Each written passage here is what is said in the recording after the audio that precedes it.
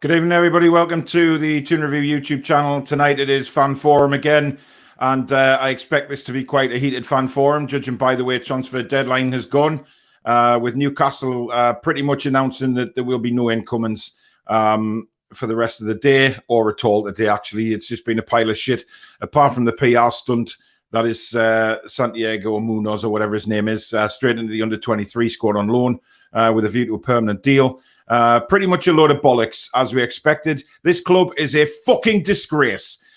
We see everybody else signing players left, right, and centre to try and improve the squad. And what do? We let players go out on loan. We let players go on just released, and we don't replace them. We've got no squad at all going into this season now. If we get injuries, we are royally fucking screwed, or whatever you want to call it. We are just an absolute embarrassment to football right now. A complete embarrassment. I mean, the latest post we have out is that Ashley and Charlie are done, and there's no going to be no incomings. Yet Steve Bruce is trying to get deals done on his own. Fuck off, man. The only thing he's trying to get done is his fucking takeaway tonight. It's an absolute piss and joke, this football club. And even more embarrassing after today, after other clubs have strengthened. We are just a laughing stock, a banter club. That's all we are now, a banter club. It is a disgrace. Absolute shit. Anyway, if you do want to join the show tonight and have your say on the absolute debacle that is Newcastle United, the link is pinned in the comments, guys, so do come on. I'll see you in the waiting room, and I will bring you on the show. We've also, if you like the programme tonight, please don't forget to smash the like button. And if you haven't already done so, please do subscribe to the channel. And if you're feeling generous and you wish to donate to the channel, super chats are available. If you hit the $ at the bottom of the live comments, that'll take you through to a payment method to donate. So thank you in advance for that as well. We'll get straight on with it. We've got Jason, we've got Steve, we've got another Steve. We've got Annie, we've got Brian, and we've got Ryan. There we all go. Good evening, people. Good evening.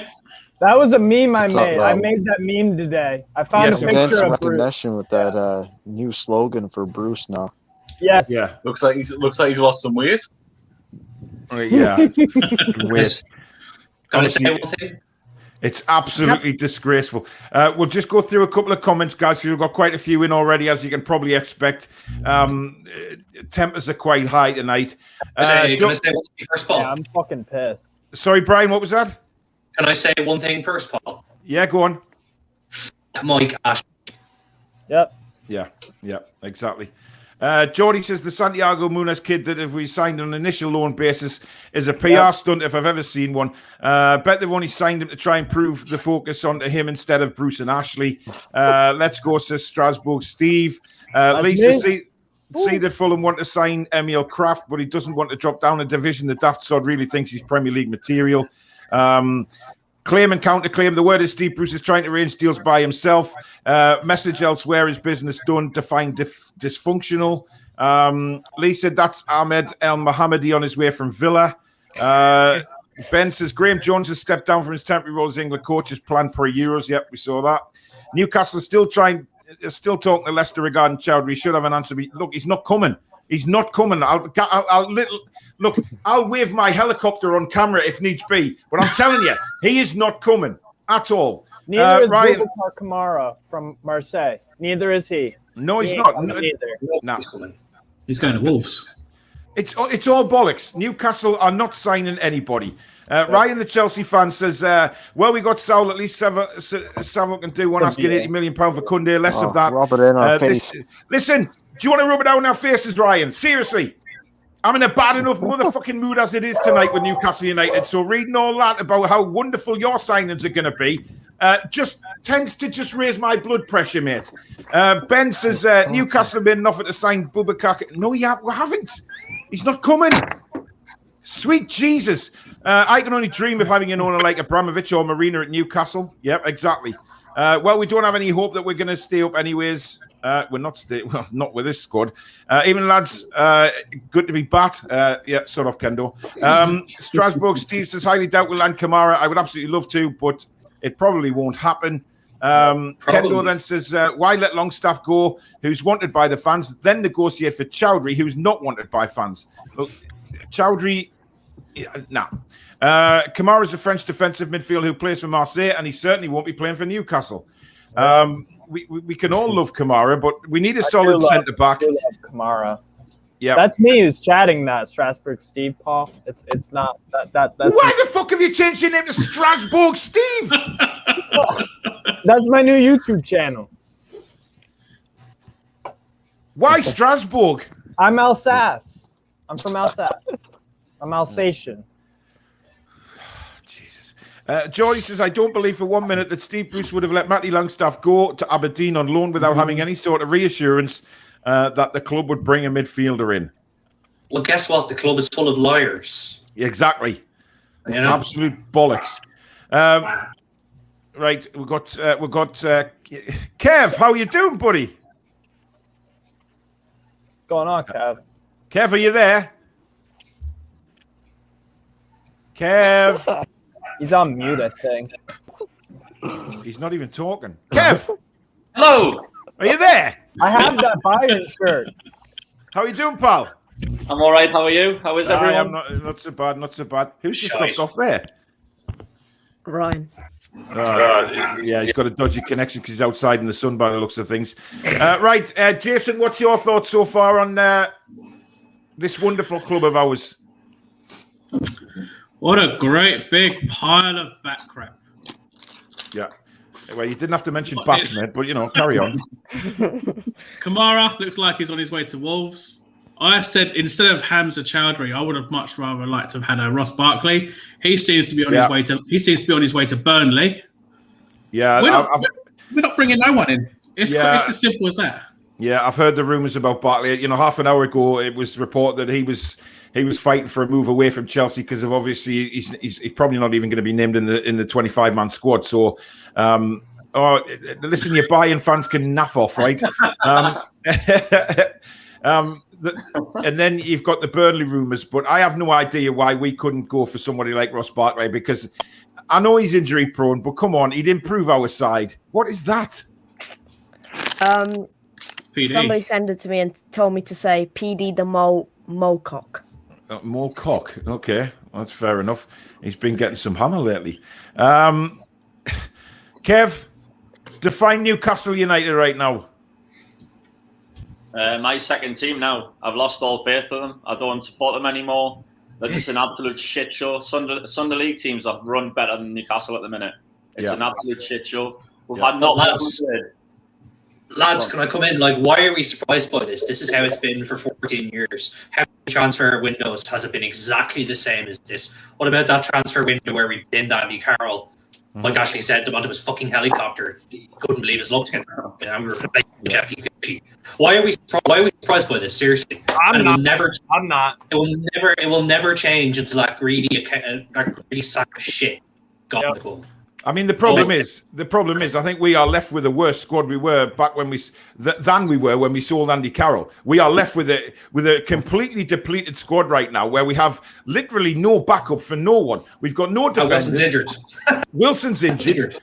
It's just an absolute shower of shite. Chippers, what's your thoughts? Well, both sides say it's an absolute disgrace, and now Bruce will come out tomorrow and say, "Well, I'm happy with these bunch of lads," because they're all up his arse when that's exactly what he should be wanting better. He should be wanting better, and it's ridiculous. And if we're in the bottom three come the next window, then don't be surprised, because we deserve to be there. Like one of the worst squads on paper in this division. What do people expect? Yeah, we are the worst squad in this division. If Bruce doesn't resign, he's basically outing himself as a yes man.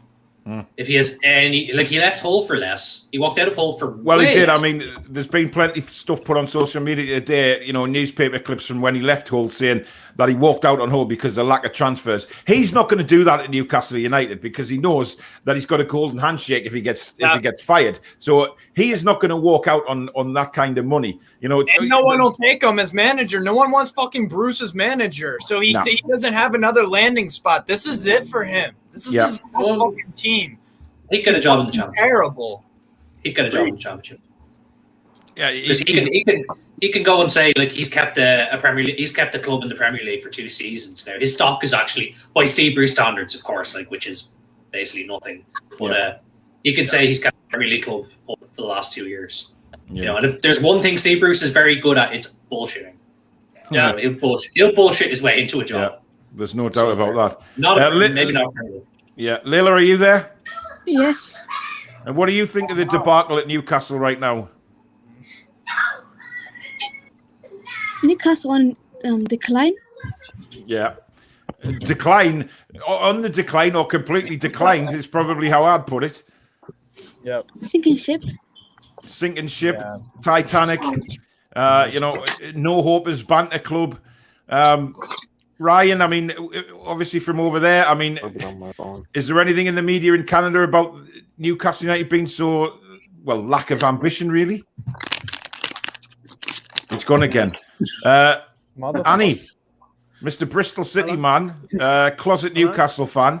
How do you think it's going at Newcastle right now?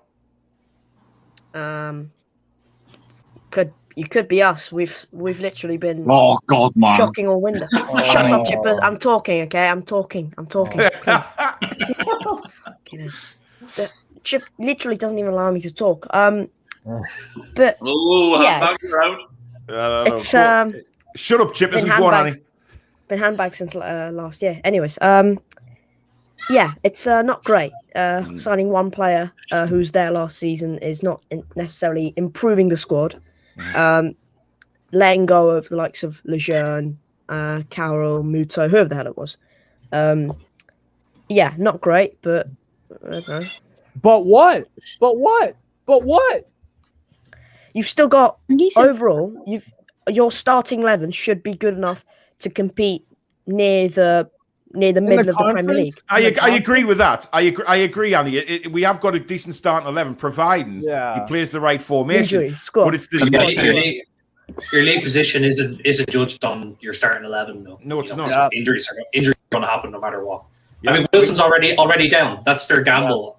Yeah. They're gambling that no one will get injured. Wilson's already cracked for a month. You know, probably won't play the Man U game. They'll rush him back for the Leeds game.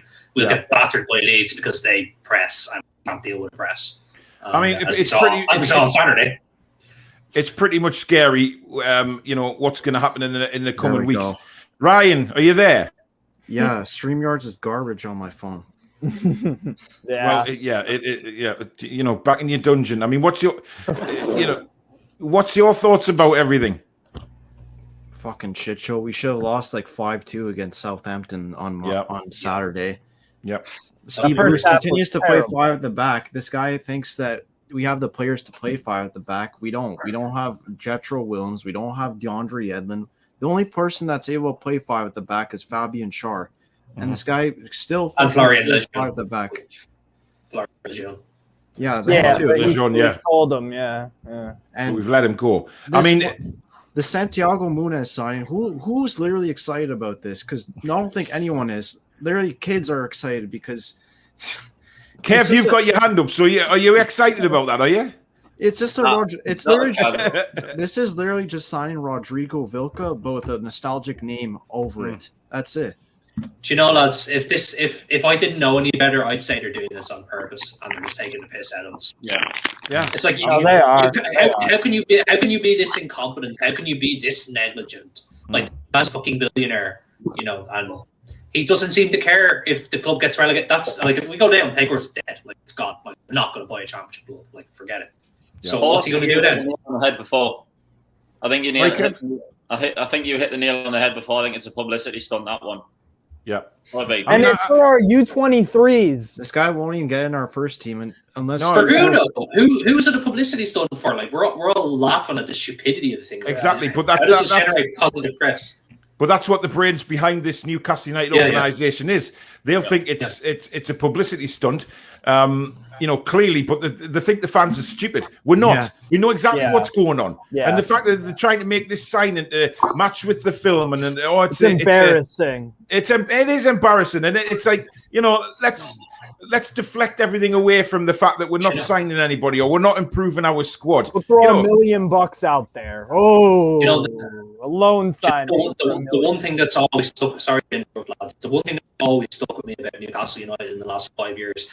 I don't know if any of you listen to your faith. Alex Turk, who's the head of the trust, has actually spoken to the club. He always says the same thing. He says they think they do a good job.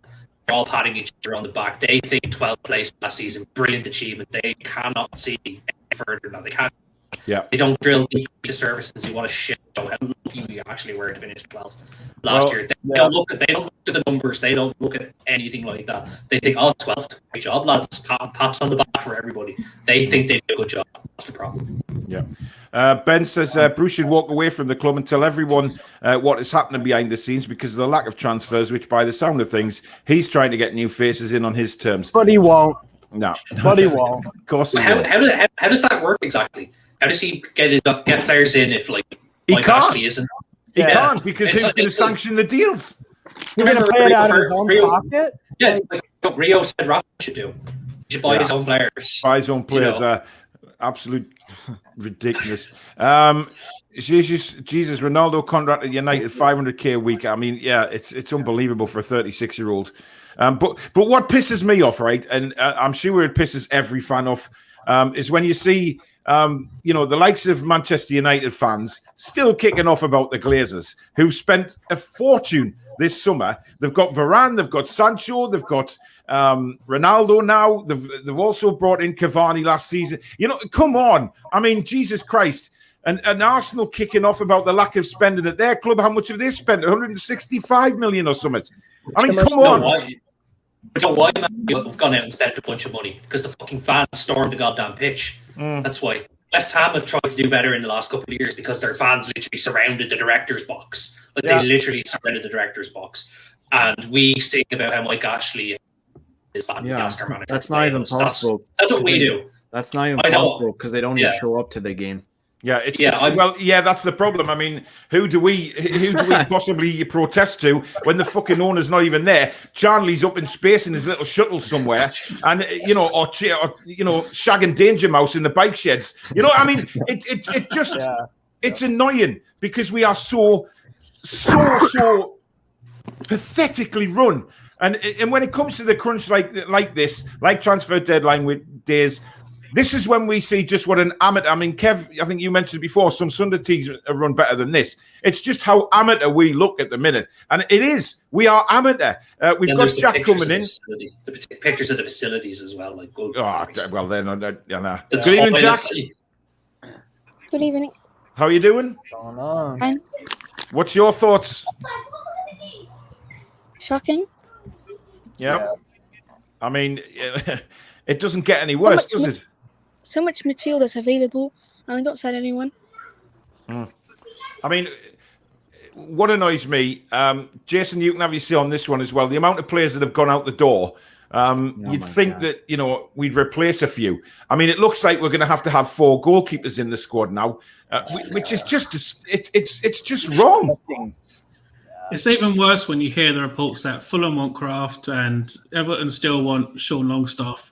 And I even said to you earlier, you can see those deals happening in the final hour, and then we still bring no one in, so we're weakened even more. I mean, surely we are not stupid enough to let Longstaff go and bring nobody in. But we are. But we are. That's the worst part. Yes, we are. We sold Andy Carroll. We sold Dion Kawhi. Didn't replace him on a pay-as-you-play deal. Well, apparently he's going to Reading. Reading have... looks like he's agreed terms with Reading. There's another Premier League old boy going to Reading as well. I can't remember his name. Danny Carroll's Drinkwater. going, but there's somebody. Drinkwater, yes, he's on his way to Reading as well. I'm only on Twitter for transfer deadline day just to see what everyone else is up to. We're not going in for anyone. Yeah, we're not signing anybody. Even Venezia from Italy. Like here's a great example of a team realizing that they need to do much more. Venezia played 2 Serie A games. I watched them both. They had some good football going on, but they realized they needed to bring people in. So they improved right away. They brought in people right away. Fucking Venezia, recently promoted team. Yeah. They have more fucking ambition than us. There's not a fucking European team same out with there. Norwich and Brentford as well. Exactly. They spent into like the 50-odd mils. Yeah, exactly. John Sinclair must have pulled the team off. Has Steve said Venezia? Venezia have just signed Ethan Ampadu, who Newcastle. Yeah, on loan from Chelsea. Yeah, and they needed a center back, because they were poor in the first two games. Here's another thing to rub in the wounds more. There's a tweet from Keith Downey 5 minutes ago where Rondon is expected to sign for Everton. Yeah, he's going to Everton. Yeah, that'll get done. That'll get done by 11 o'clock. Up with Rafa, man, like fuck off. Yeah, I mean the whole thing is a sham. I mean, Ben says here the whole club is a fucking shambles. Lack of transfers. Those at the top of the club couldn't care about our club. We are heading in the same direction as Leeds, Sunderland, Wigan, and Bolton, etc. Bede, good evening. He says, Paul, it's embarrassing when teams like Palace and Brighton are outspending us. Hazard says we're going down this year. We'll be lucky not to get 20th. Yep. Ben says couldn't care for Ronaldo is on 500k. All I care about is NUFC. And at this moment in time, we are sinking deeper and deeper into the shite. Something has to change. Good evening, Paul. Tony says I think you were too young to remember the big trade. The rag trade. Night TV comedy. The shop steward's catchphrase was "Everybody out." Seems apt. Yeah, everybody out. Bollocks to Cabbage Head. Paul Williams says club actively looking to be relegated, and Bruce is complicit in it. Yep. Do you know what I've often thought? I mean, Kev, I'll ask you this. I mean, do you think Steve Bruce has been told by Mike Ashley, "Don't worry if you actually get relegated"? I wouldn't doubt it. No, I doubt it. I think he's been told basically just to try and keep winning the Premier League, but he's not been given the resources to do that. Yeah. So he's looking in what you call the bargain basement. He's looking for anything he can get his hands on, and at the minute, it's not looking like anything that's going to help with. Yeah, that's probably why we're not bringing anyone in. So how long in theory? I mean, if you were the owner now, and you how would? And I know everybody wants Bruce out now, but if you were sort of talking from a footballing point of view, how many games would you realistically give Steve Bruce before it looks like we are going to be in serious trouble? I'll give him another 2. 2 games. Yeah. It's better to get rid of him early so you've got longer to try and solve the problem. I mean, do we have another international window coming up before Christmas? I believe we do in November. October. Yeah. Maybe he's given till then. I don't know. And then because I think, if we're going to get rid of him, we'd have to use a transfer window, which enables a new manager to come in and have time to, settle before we have our next game. An international window would be perfect time to do that, in my opinion. I'm not sure what this username is, but Versa EU, hello? Hello, can you hear me? Very faint, mate. Turn yourself up a bit. Turn yourself up and probably speak a little louder. Yeah, so where you can turn up in the thingy. I think it's just your mic that needs turned up, mate. I'm not sure. Yeah, I'll try. Yeah, I'll join back. That's it. That's it. Yeah, that's it. Right, sorry. That's better. How are you doing? Yeah, I'm good, mate. I'm good. What is your name, by the way? It's Billy. Billy, right. So, what do you think of the debacle today? Are you optimistic about anybody else coming in? No one's going to come in, really. I'm not surprised. It's Mike Ashley, you know what I mean? What'll happen is you'll leave everything till last minute. You'll sack Bruce when we're in the championship. Yeah. Just the same with the last manager, really, when we got relegated. He's just a shit Steve McLaren. Yeah, I mean, it looks like we're going down the same route as McLaren, but the thing is, are we going to come to a point where it's actually going to be too late, like he left it with McLaren, because Rafa couldn't, there were signs of Rafa turning it round, but he didn't, in realistic terms, he had no chance of turning that team round the position we were in because he left it too long. And we're going to be in the same sort of position, Billy. Yeah, in my opinion, I think Ashley is just too hopeful of the takeover. Like, he's just, he's not putting anything into the squad or anything, because he thinks the takeover is going to happen, which isn't happening. No. So, I agree. I mean, I've lost all hope of the takeover happening. I don't know if anybody else within the forum tonight thinks it's happening. I'm seeing shaking heads. I generally don't believe that, there's much confidence of a takeover happening. Annie, I mean, from an outsider looking in, have you seen enough from Newcastle to believe that they could stay up this season? What do you mean, bearing in mind, I know you spoke about the first 11 earlier on, but bearing in mind, we're talking about the squad now, because obviously every team's going to get injuries, and some will get serious injuries. If we get injuries, Do you see Newcastle realistically staying up? It depends, first of all, who gets injured, and second, for how long, and third, who comes in. Because if the squad depth is tested for a long time, for let's say 5-6 months, for half a season, let's say, then you're going to be in serious trouble. But if it's 2-3 weeks, 2-3 games, I think you'll be fine. But if your key players get injured for a long time, then you are very much in a lot of trouble, like most teams will be. Well, but you know what? You know something? We have our best players now, and we're shite. Yeah, that's a good point. Yeah, like did you like the Southampton game? Like, where do you even start with that shit? Like, I know I say this after every fucking game. That was the worst 45 minutes of football I've ever. Oh god! Oh that literally somehow gets worse. Defending 1-0 against at home. It was embarrassing. That first half was absolutely embarrassing. I've never seen anything like it. Also, the penalties as well during the game. I went to both matches, and the penalties were shit. Yeah, I've never seen anything like Drop that. Lascelles, man. They were, you can see 2 penalties already. And they were all penalties. Like, Bruce is complaining. Bruce is complaining about getting decisions against us. They're correct decisions. Yeah, he doesn't have a fucking leg to stand on with that shit argument. He's just trying to... I mean, hang on. I disagree, Brian. I don't think it was a penalty again in the West Ham game. Oh, Jacob West Ham game Munoz. was a penalty. Yeah, that's not. But the Villa one was a penalty. I mean, they gave a similar one against Reece James. You know, the Liverpool Chelsea game, and the penalty on Saturday was 100% a penalty. I said when the tackle was made. But you can't use the penalty as an excuse in the West Ham game because they were all over us anyway. They would have scored no matter what, and Antonio missed an open goal right before. Well, let's see if Bruce's excuse all the time. He's lucky he has that. Go on, Billy. The thing is, for me, we need to change the formation. We need to change the tactics because the players look clueless. And the thing is, right, we'll go through a spell of doing well for 15 minutes. We'll score a goal, and then we'll just drop. Sit back. Like, we'll just sit back and just watch them play. Yeah. Kev, what were you going to say? I'm just going off that Reece James thing. I don't think it was a penalty at all. I think it was really, really unlucky on his half. Well, I think it was harsh. Don't get me wrong, but the rules state that that's a penalty now, and you know, we know as fans, you know, normal fans watching the game, we know what the rules should be. It's just the rule makers sit there pissed as farts every summer and come out with these stupid new rules, and it just goes to shit, and it ends up being pathetic, really. I mean, Reece James. It bounced off his leg. Where the hell is he supposed to put his fucking arms? And he's falling down. Yeah. For me, the red card was ridiculous, though. Yeah, it was.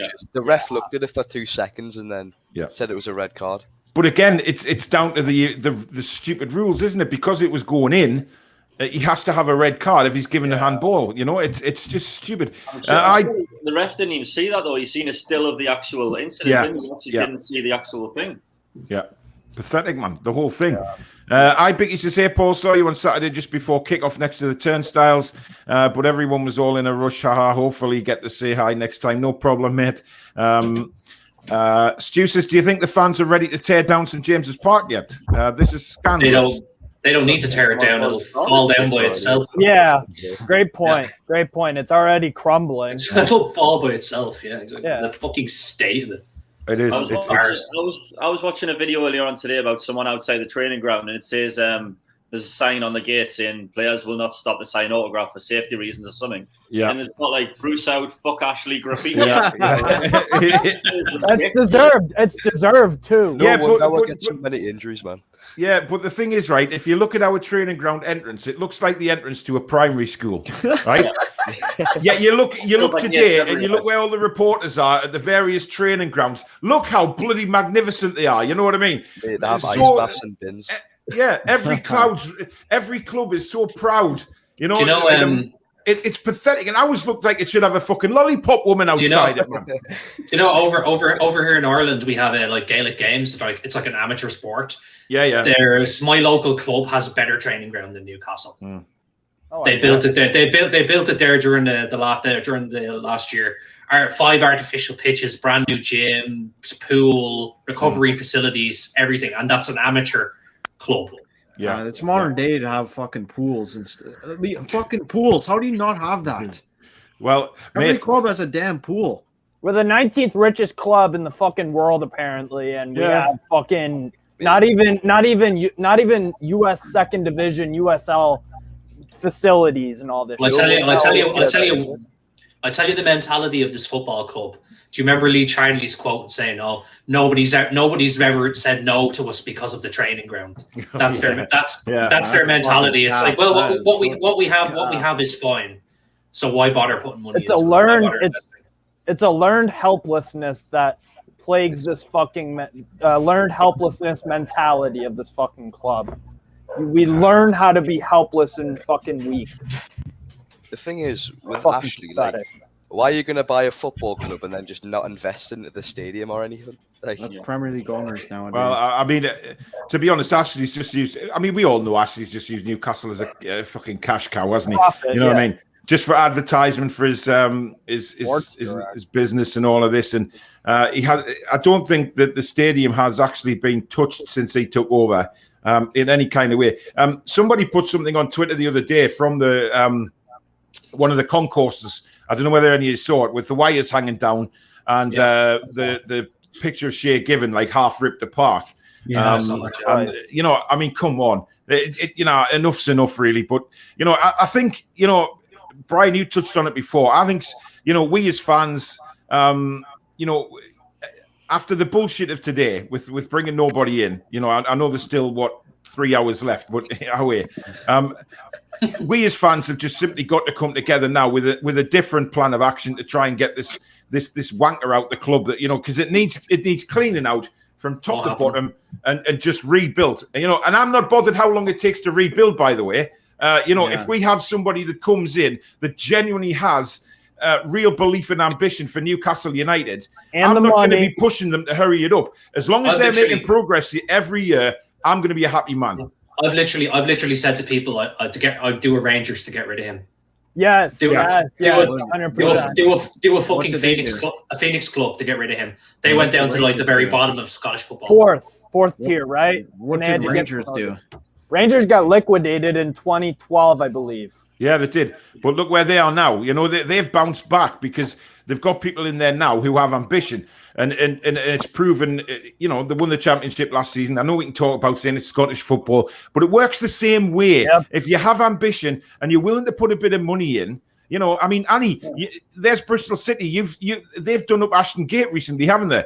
You know, that's a cracking stadium now. For me, I just want someone who's like gonna, like, I don't care if they're the richest man in the world or anything, as long as they just spend money.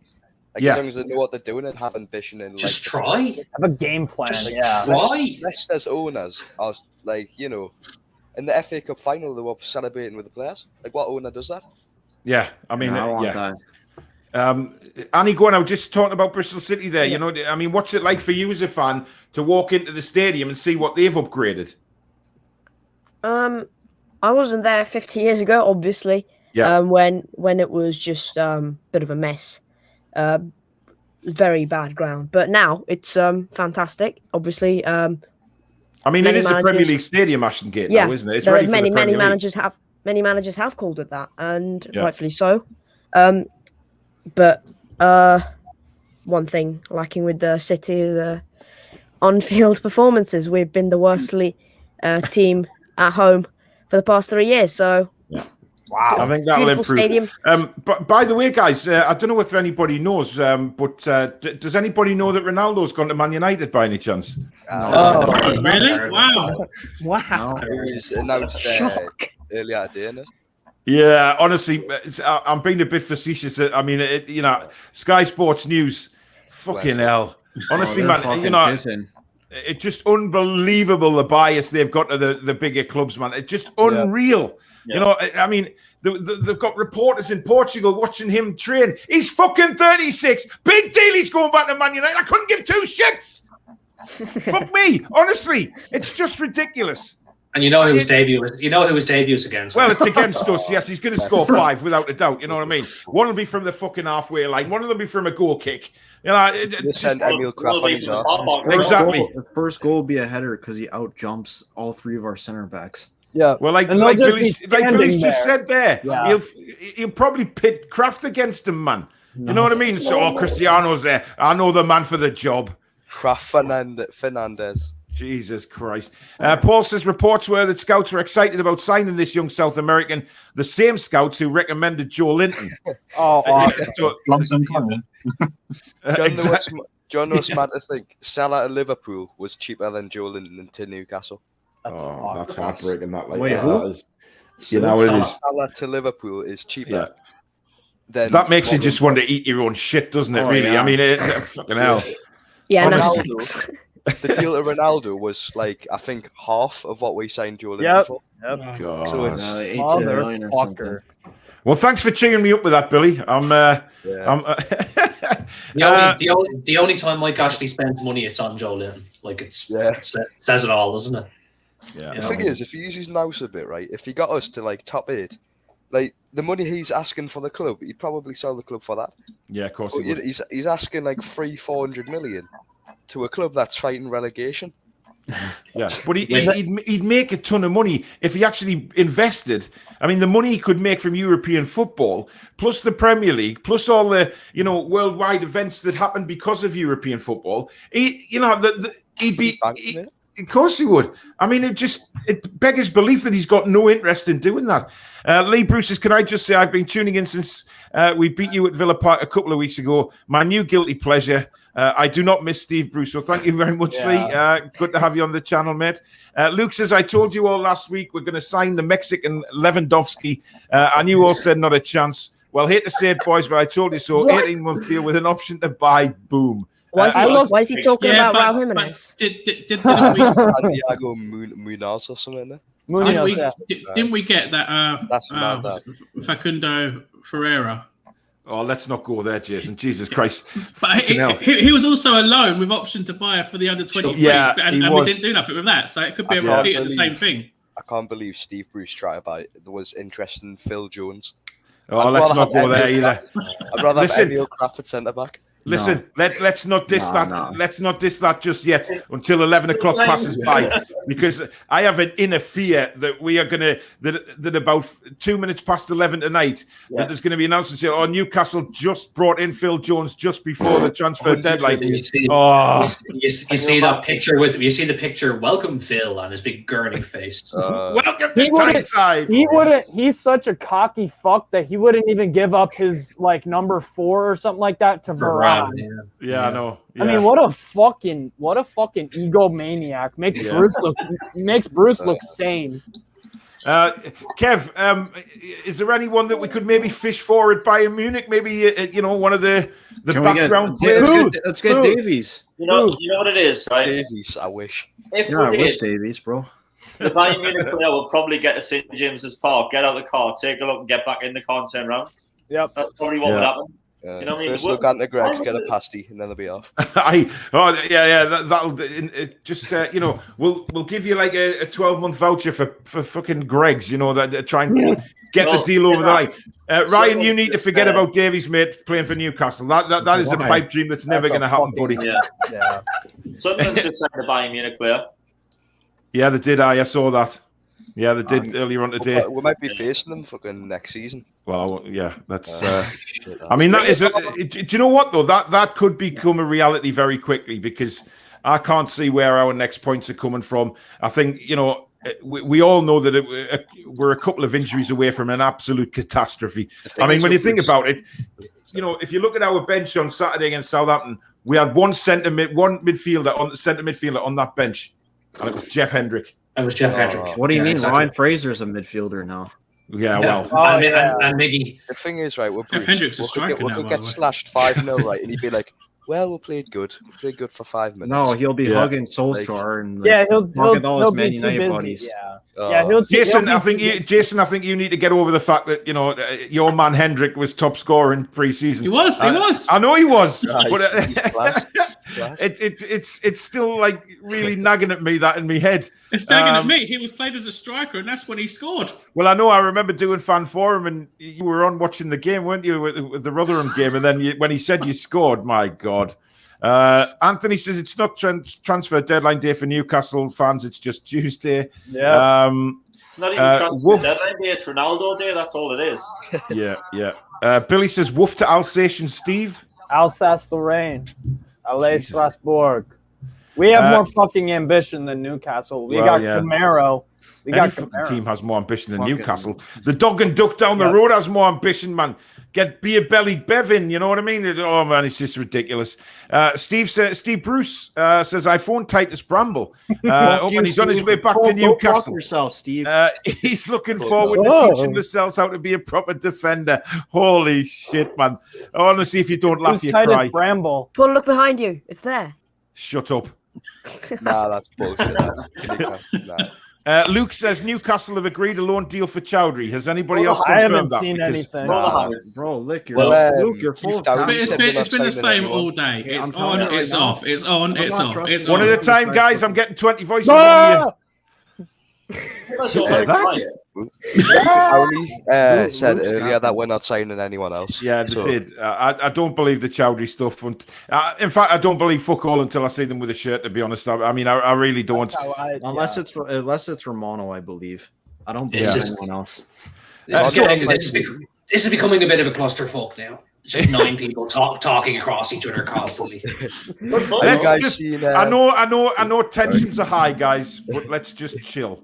Let's just make this a nice little fan forum evening where we can all just relax. Who's gone now, Annie?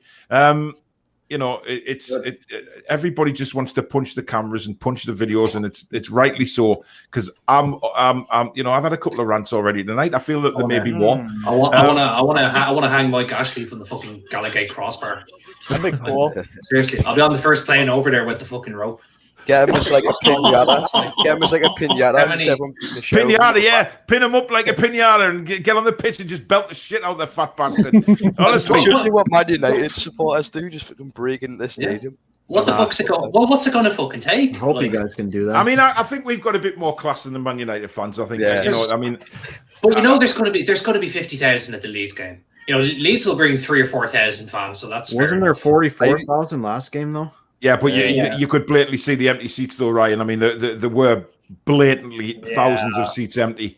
That's the last game of the season. I think games will be no one there. I think the crowd for the Leeds game will be good because Leeds Newcastle is. Well, it's our kind of And local derby at the minute, isn't it? Leeds United. So Leeds will bring a big away fan as well. I think it'll be the Leeds fans will create a brilliant atmosphere in that ground. I mean, I like the Leeds fans. There's a lot follow this channel, to be honest. I think they're a good bunch. They will absolutely piss on us. Oh, they'll cream us, no doubt about it. Yeah. We're fucked. We are fucked. Like Leeds are basically the hard counter to Newcastle. They're the worst team to play against. Yeah, we've got more points than Arsenal. That's literally the only positive going into this. Yeah. I mean, Chippers, where do you think our next points are coming from? Realistically, looking at the fixtures after the international break, we're at home to we've got Leeds after Man United. What's that claiming count? Yeah, I've seen that before. Yeah.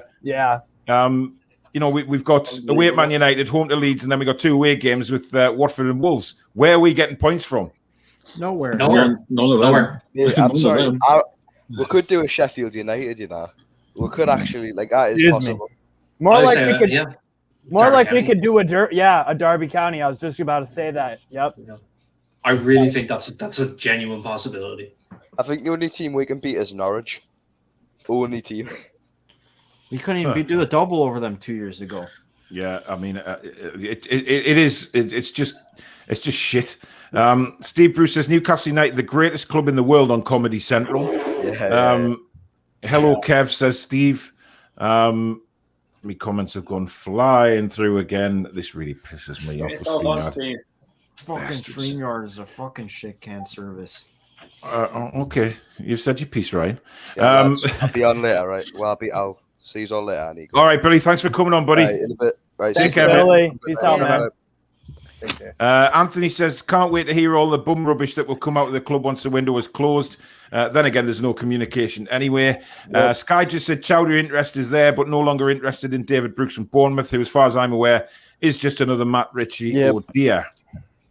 I wouldn't have minded Brooks, actually. I think he's a decent player. I think he's a good player. Yeah, I like Brooks.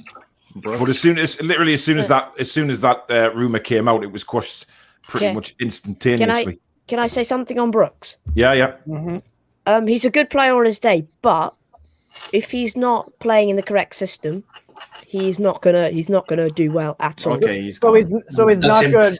So he's not Sorry. good at adapting. Eddie Howe played Brooks, Wilson, Fraser in 18-19, and they were fantastic. That's why I want Eddie Howe. If he's played in a 2 up top with Wilson, it's not going to work. So he needs to be played out wide. Mm-hmm. Well, this is the thing. This is what I didn't understand when the rumor came about Brooks. I'm thinking, why go for another winger when he doesn't play fucking wingers in the first place? He doesn't play anybody out wide. He's got Saint-Maximin running around all over the place. He's got Almiron not knowing where he is on the football pitch anymore. Yeah. I mean, Kev, if we did get rid of Bruce, who would be your ideal replacement? Anyone? Literally anyone. Yeah. But realistically, who's going to take over a club run this way? Who's going to want to come and manage Newcastle? The way that it's being run. It's going to be another Steve Bruce because Jones will get the job, or like Kenny Jackett or someone like that. Kenny fucking Jackett, Jesus! We are scraping the barrel with that one. Kenny Jackett's at Leighton Orient. I don't think he'd want to step down. Oh, Luke Evans. Annie. No, but he wouldn't leave. He wouldn't leave. Just saying, he wouldn't leave. Tensions are high amongst the Toon army, and you come out with that shite, Annie. I tell you what, it's a good job. You're not in front of anybody. Be out that window. Yeah. Why are you here? You got big balls. I don't know. I don't know why I'm here. Because you're a closet Maggie. You know you are. You've got a soft spot for Newcastle United. I wish you'd just admit that, Annie. Just embrace it. I really don't. You do. Why you got Newcastle? You clearly do. You're a secret Bristol Rovers fan as well. Oh. Don't go there, please. Wow. It really suits you. Chippers, who would be your ideal replacement?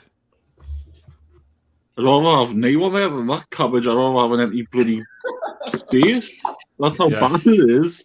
Literally, it's like I said to you last night. You said last week, well, we didn't lose against Burnley on the night. Well, we did because we didn't go round through, did we? Last time I checked, we got beat on pens. Yeah, that's just the ridiculous things that this chump comes out and says. Good evening, Stephen. How are you doing? All right, yourselves? Not too bad. What do you think of Deadline D so far? Absolute shit show. Did anybody just hear that ship pass by or something? What the fuck was that? It was Steve Bruce doing a flyover. Sound like a furnace. Go on, Stephen. John, give it to John. No, Annie. No, it's not. Go on, Steve. That Chowdy deal's been on off than more times than enough today. That's what I've been reading, keeping up to date with it all day. It's been on, it's off, on, it's off. Make the freaking minds up whether it's on or it's off. Yeah. Yeah, I mean, nobody knows. Nobody knows. Ian says, is that Kevin Webster taking a break from Coronation Street? I'm not sure who he says looks like Kevin Webster. I'm trying to look at everybody on the screen now and see who would look like Kevin Webster. Big thanks to Ian, by the way, because he does me thumbnails for the Four Horsemen. So he's possibly. What's the thumbnail next week? He hasn't sent it yet. He must be working on something special. But he's brilliant at what he does, Ian. He's absolutely fun. Does a lot behind the scenes for this channel, which I really appreciate. So thanks again, Ian. Geordie says Newcastle is Bruce's last payday, and that's why he's hanging around. Tom says, evening lads, I was going to come on tonight, but I've got the lurgy. Ooh. Cold, not COVID, so not feeling too great at the minute. About as good as our transfer window. Get well soon, Tom, mate. Bruce out, says Stu. I think we're all agreed on that. Geordie says, well, we all know Annie is a Toon fan at heart. He just claims to be a Bristol City supporter, so he doesn't get bullied for supporting a club miles away. It's okay. That's about as laughable as Newcastle's transfer window. Let's just say. Go on, Brian. He's going for the penalty box. Yeah. I just wanted to say our under-21s are getting shot on again. I checked that out. Yeah. Yeah. Who they're playing tonight in the Pizza Cup? Chef Wed. Oh well, yeah. I mean, they haven't got a bad side this season, to be honest. I think they'll get promoted from League One. But again, it just shows the lack of depth, really, doesn't it? That we can't even challenge. Kev, what are you munching on, by the way? I've seen you slightly stuffing your face on the slide there. Oh, you bastard! Yes. Jesus. I know, I wish I didn't know. On paper, we have a decent start in 11, but they are injury prone. Look at Wilson and ASM, who we rely on. And now, what I did want to mention tonight was, I was, well, not just me, but a lot of fans around me on Saturday were getting very pissed off when ASM was going down and staying on the floor instead of getting his arse back up into gear again and getting on with it, instead of lying his arse on the floor. Yeah. But before we get answers, everybody, we need to all do the usual, as we do on a fan forum. We have the King of Northumberland, Mr. Dave Harrison, in the house. All hail the King of Northumberland. Good evening, Dave. Whatever the fuck that Evening, is. all. Yeah, seriously. You're mad, buggers. You're mad. Thank you. What do you think of the debacle today, then? Do you know what it is? I've been out and about all day, and I give up. After Saturday's wonderful game where we're, the best 45 minutes we've seen. Yeah. Not. I mean, by the way, I forgot to pick you up on this when you came over on Saturday to say hello. I noticed you didn't buy me a sudden cheeseburger. Coming over, munching your face with a double bloody quarter pounder, and here's me like wasting away, starving. And I thought, it was. Do you know what it is? I didn't fancy a burger. I got a. I said, "Oh, do you do a cheese and onion sandwich?" Oh, yeah. So I got a bit of melted cheese and then hot onions. It was flipping horrible. You wouldn't have enjoyed it, mate. Well, I'll but buy the tin burgers. I'll definitely buy you one the next time. I'm only kidding, matey. I'm only kidding. So, as we were saying before, I've completely forgot what I was saying before. What question? Oh, yes, ASM. That's it. We'll start with you, Jace, as another ship goes past. What are your thoughts on him going down? I mean, it's just not right, is it? We don't like to see it.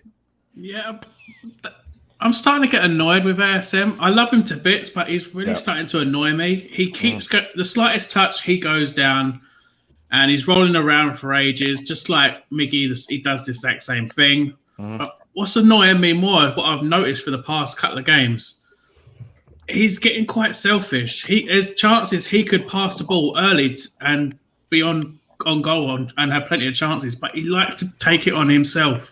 Yeah. That is what's starting to annoy me the most of him now.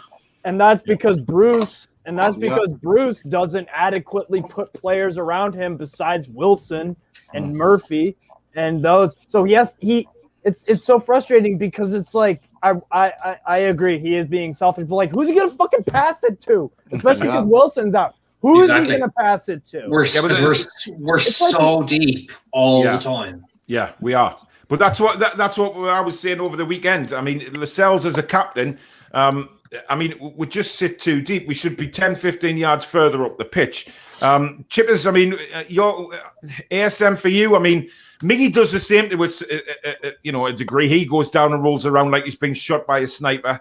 I mean, the only player we've had done that in the past was Stephen Taylor, if you remember that one, in that brilliant handball, and then he rolled around as if he'd been shot. But it's just he stays down, and the other team's attacking when he should be back on his feet, getting his arse back to help out. Well, what I'm worried about is the fact is, did you see how much bandages and all that he's got on his legs? He's like a fucking mummy. It's ridiculous. It's like literally his bandage right up with his bloody hamstrings. It's like but do you know what it is with ASM though? All the other teams know he's the only threat, so they target him every game. He gets the shit kicked out of him every game. Yep, that's he right. Gets targeted. But he goes. There's no need to roll around, Brian, like he does sometimes when he's hardly being touched. I can understand if he's been like throttled, but sometimes somebody just puts a shoulder check into him and he goes down and he's grabbing his fucking ankle, and you think, well, hang on a minute, it was a shoulder check. It's a bit. Yeah, I don't know. I mean, for me, ASM really needs to work on his finishing. His final product, it just isn't there yet. And that's one thing he's got to really work on. I mean, Ryan's chair, what do you think? Yep. Thanks for that opinion. Right. Kev, what's your thoughts on ASM? Hey. Where is he? He's waiting at the gimp. Oh, he's there. He's lying down. Lying down. No, level 7, Dave. Get yourself up. What do you, Kev? ASM for you? You know, I love the guy. I think he's absolutely brilliant. But when he gets hit, he goes down like a sack of potatoes. Yeah. There's no need for half the time. The players don't even touch him. And you just think he's rolling around in all this. He's like a Brazilian footballer. When he goes down, he just rolls around halfway around the pitch first before he gets back up. It's just ridiculous. I mean, he doesn't need that in his game. He's a better player than that. No one does. No fucking player. And that's one thing I can't justify. I can justify and give a reason why he might be selfish because he kind of our system's relying on him. Our game plan is the flopping around and diving and rolling around like you got fucking shot. That shit it's just annoying. It's annoying when anyone fucking does it. So I can't give him any. I can't. He's got to cut that shit out because it's fucking annoying. He's a Bruno Fernandes wannabe. That's what he is. Yeah. Oh, didn't mention his name because my bloody fucking curl. I had a Honestly, feeling that reaction from you. Seriously, he is a one player. I mean, the guy has got talent, but my God, he is the softest piece of shit I've ever seen in the Premier League for a long time. Crying, rolling around, and actually, it was picked up by Roy Keane. He said it at the weekend during the Wolves game. I think it was at half time. He said, as talented as he is, he needs to cut that out of his game. It's pathetic. He's just sort of rolling around and crying for free kicks here, there, and everywhere. You know, get up, you soft piece of shit. I remember you mentioned this last week, Paul, so I thought I'd just tee it up for you. Yeah, I thought you might. We've got about half an hour or so left, at least I think we have. God knows, tensions are running high tonight. But if you are enjoying the show, guys, don't forget to smash the like button for me. And if you haven't already, consider subscribing to the channel. And if you wish to donate to the channel, super chats are at the bottom of the live comment. Just hit the $sign and away you go. So thank you for that in advance. Geordie says, on paper, we have a decent start in 11, but they're injury prone. We've seen that one. Ashley, Bruce, Charlie, and the two Steves, fuck off out of our club. Absolute clowns. Stu says, Steve Bruce could have PSG's first team, and he would still struggle to an embarrassing defeat week after week.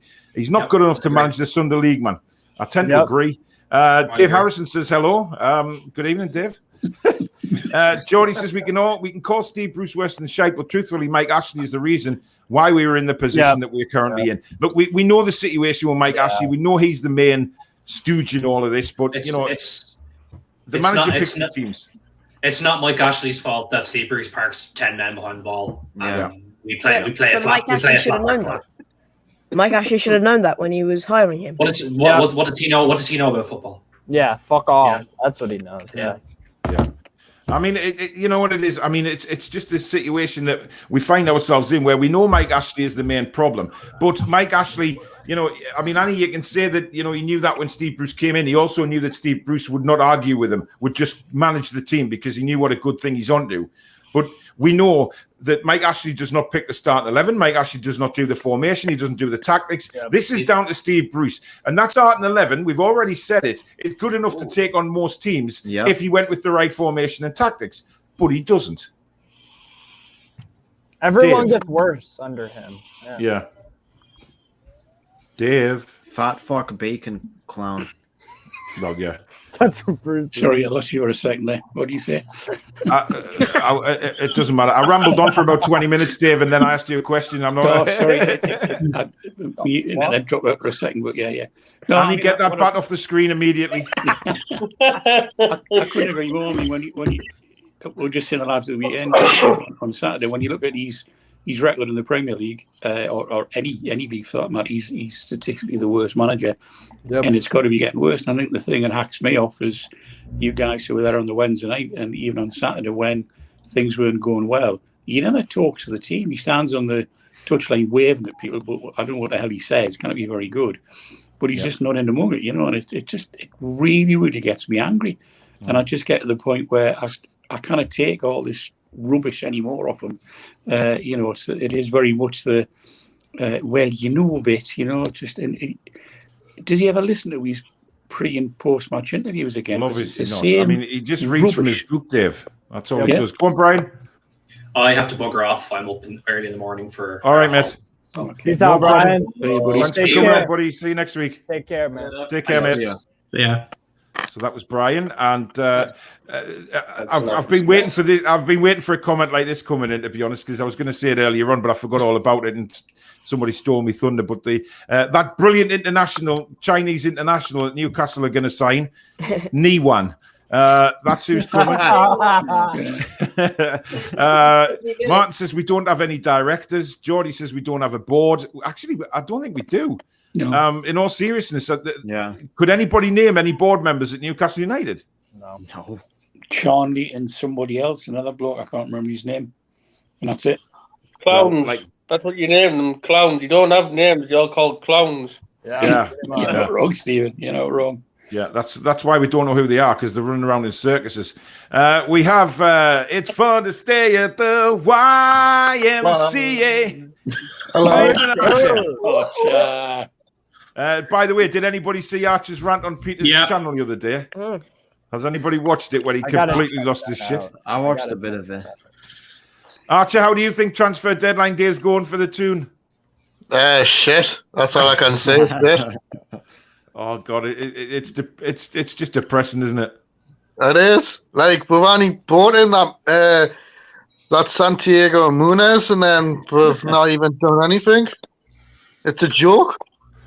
And he's going into the under-23s, so that I've tried, and here's the thing about Munoz. I watch some Liga MX sometimes, and honest to God, like, I didn't ever notice him. He didn't ever make any fucking headlines or anything. Like, but then I have Mexico fans on my Twitter saying, "Oh, well, he's better than Pulisic. He's just shitting Reina and all that." So even when I try to find out if he's a good fucking player or not, all the Mexican fans are too fucking deluded to actually tell me if he's actually a fucking decent prospect. That's and just it doesn't even what?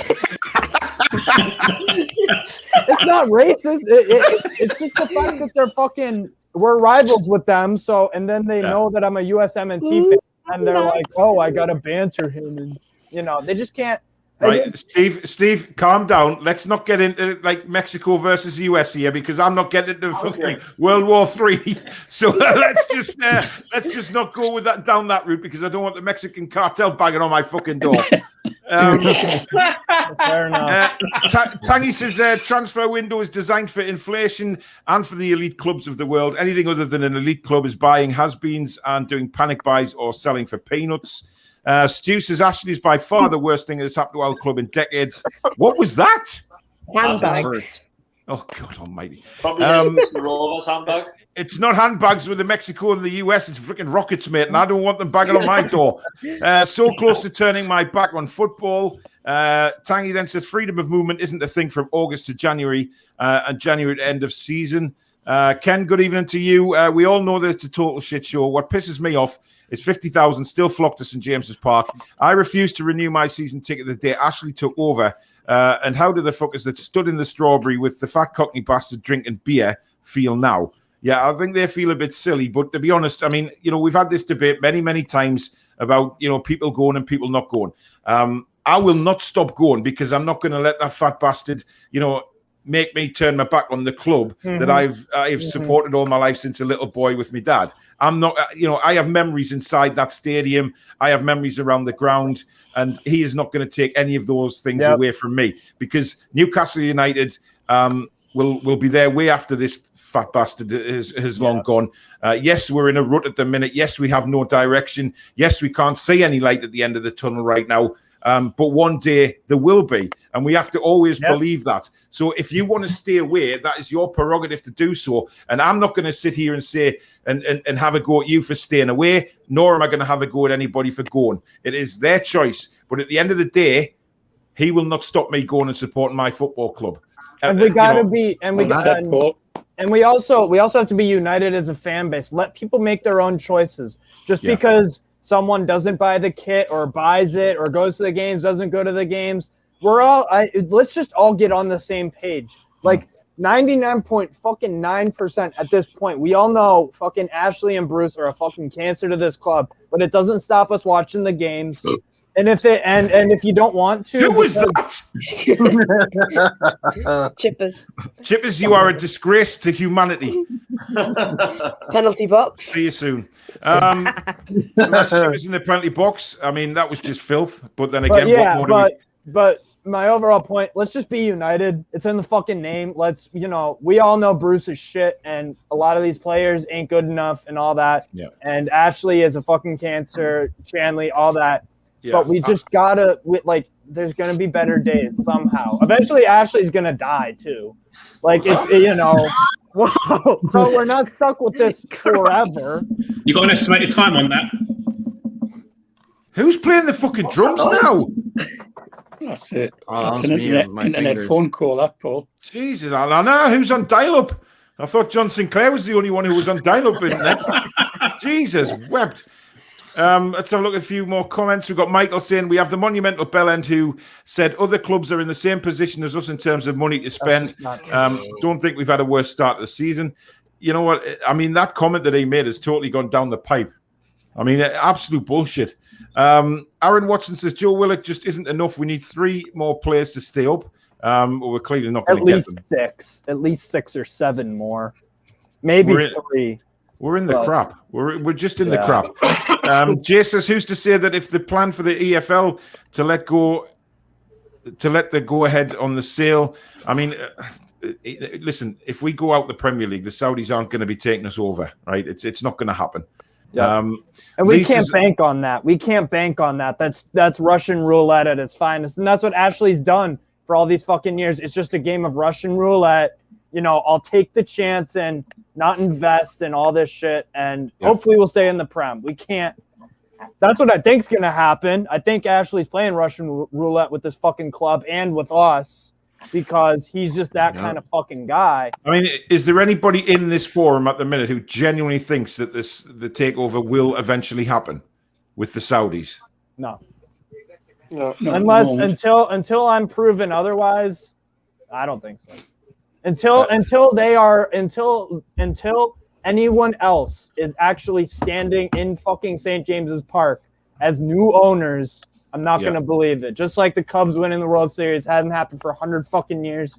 I had no faith that they would actually do it. And same thing with this. It's just, I'll believe it when I see it. The day that happens, I'm flying over to England. Same here. Well, to be honest, I mean, there's going to be one motherfucking party. I tell you that once we get taken over. I mean, Christ, the people will be coming from all over the world just to get out the big market and just and then 3 hours later, not even know where the hell they are because they've had that much to drink. Yeah. I mean, Kev, what would it take for you to come back to make Newcastle your number 1 team again? Just a team that tries. That attacks. They don't sit back after going 1-0 up in a game after 10, 15 minutes. That actually plays well at home because on Saturday, when nobody knew who the home team was and who the away team was, it was that much of a game. Like Southampton had a much better first half. Yeah. They only started playing after 45 minutes. But again, what's being said at half time? You know what I mean? Like it's if it's not the second half, it's the first half, and then it goes to shit in the second half. And starts shit in the first half, goes better in the second half. Like, what is going on? Why can't we just play for 90 minutes and attack? The only thing I can imagine that Bruce says at halftime is, just buckle down and get the point. Yeah, I mean, I genuinely believe that he goes in there, like against West Ham, or when he goes in, he says, look, lads, let's just make sure we are strong at the back, which eventually then just makes all the players on the pitch just sit back, try and defend a lead or try and defend what we've got. And not give anything away instead of us actually going and causing problems for other teams. You know, it must be so easy for an opposition manager to play against Newcastle because, they'll just be thinking, right, I'll just tell my guys to go out, have a bit, go out, push them back, and eventually we will score because we'll break them down eventually because they're running around at the back, chasing the ball all game. They will tire themselves out, and that's it. Just double and triple up on ASM and you win. Yeah, we play 1-2s around Jacob Murphy, cross the ball, and you're done. Yeah, but you look at the tactics against Southampton, it was like just lump the ball up for ASM. And it wasn't on the floor either. This was like high balls to ASM all the time. And you're thinking, what the hell? Yeah. Paul, did you see the rumours doing the rounds yesterday on Twitter about Bruce not going into the dressing room at half-time? Yes, yeah, I'd seen that. Obviously, how true that is, but if it is, my God, that's beyond. Well, when I got home on Saturday night, I got a couple of text messages from people from the work inside the, in the tunnel area. Yeah. And they said the same thing, that they don't think he actually went into the dressing room at half time. Now, if that's the case, and he's leaving it down to the likes of Jones and that stupid Agnew and Clements, who, as far as I'm concerned, is anonymous. I mean, Chippers, what do you think of that? If the manager's not even going in the dressing room at half time, Is he leaving it to the coaches? Is that right? Or should he just be in there bollocking them? Well, he leaves the training to the coaches, doesn't he? He just sits in his office at the training ground and does now, doesn't he? Yeah. So it doesn't surprise us at all, and it just shows you to me that how much of an arse he is, because he does nothing and people want to give him praise when we're winning and all that, when he's not. It's not him that by reason why we win. It's not down to him, or why we lose. It is down to him, because he should be changing things. That if we can see things as fans in the ground or watching the game, then surely he's got to see as a player, manager, just as much as we see it. But he doesn't. And it's like, he's just fucking lazy. If I was manager there, right? If I was manager and I'd saw my team play like that on Saturday in that first half, I would have been in fucking throwing everything. The cups would have been fucking the cups of tea. I'd have thrown a fucking teapot in some of the faces, and I would have gone literally ballistic and made sure that when those players came out for that second half, every single one of them had rockets up their arse and ready to prove me wrong. Because that's the point of a manager. You go in there, you bollock them, and you make them think to themselves, right, I'm going to prove this twat wrong. I'm going to turn this around. But, he doesn't. Can you imagine Alex Ferguson putting up with the first half like that and not going in the dressing room at half time? He never did. Fucking unbelievable, man. Oh, sorry. Go ahead. I have to think about that anyways. Go ahead. Sorry. Who was good? Annie, were you speaking there? No, I was about to, but I gotta rethink this. Hold on. Keep going, Paul. Sorry. That's all right. You just run the channel, Steve. Don't worry about it. Stu says this squad looked doomed before a ball was kicked, 5 at the back all the time. I mean, I don't know how many times I rambled on. I mean, Steve, you remember when we went to Burton? We were coming back in the car, and we both said it. This team. What the hell's happening here? Hello? Hello. No, I had an echo there for some reason. I think it was Ryan when he went to get his bloody crisps or whatever he's got. Crisps or Oreos. Steve, we said when we come back from Burton that we knew this we said the team's not ready. It doesn't look strong enough. It doesn't look fit enough. And, we've been proved right. Yeah, we have. It's, we as Newcastle fans can always say what the team needs and what's going on in the team, whereas the people paid to be the manager, the coach, the assistant coach don't see all of this going on, where you persist with a 5-3-2 formation where a 4-2-3-1 is what we need, is exactly what we need as a formation. Everybody says it, every fan channel you go on, that's the formation we need. It just doesn't seem to get through to the thick skulls at the top of the club. True. Ryan, if you're going to open a packet of biscuits, will you turn your mic off? It's that loud? Yes, it's loud. It's right in my lung hole. Jesus wept. Bloody Kevin Webster. I know, Kevin Webster there. What about when I take a bite? I haven't taken one yet. It just sounds like a Cadbury's Flake advert, to be honest. Lee, the Villa fan, says Villa beat you without Target, Sanson, Bailey, Traore, and Watkins. Exactly, and we had our full team out. I mean, that's how frightening it is. And I think most of the Villa fans said that they didn't play particularly well, but they didn't have to beat us. And that's what a lot of teams will be doing this season. They won't play well, but they'll still beat us. We're not capable of playing badly and winning games. I mean, yes, we won a few last season by pure luck. But not this year. Not this year so far. No. Yeah. I think there's 2 games that come to mind that we played well. Bournemouth away during lockdown and Leicester away last year. Yeah, Everton away was a decent one as well. Yeah. Tangy says Rafa had more or less the same team as nowadays.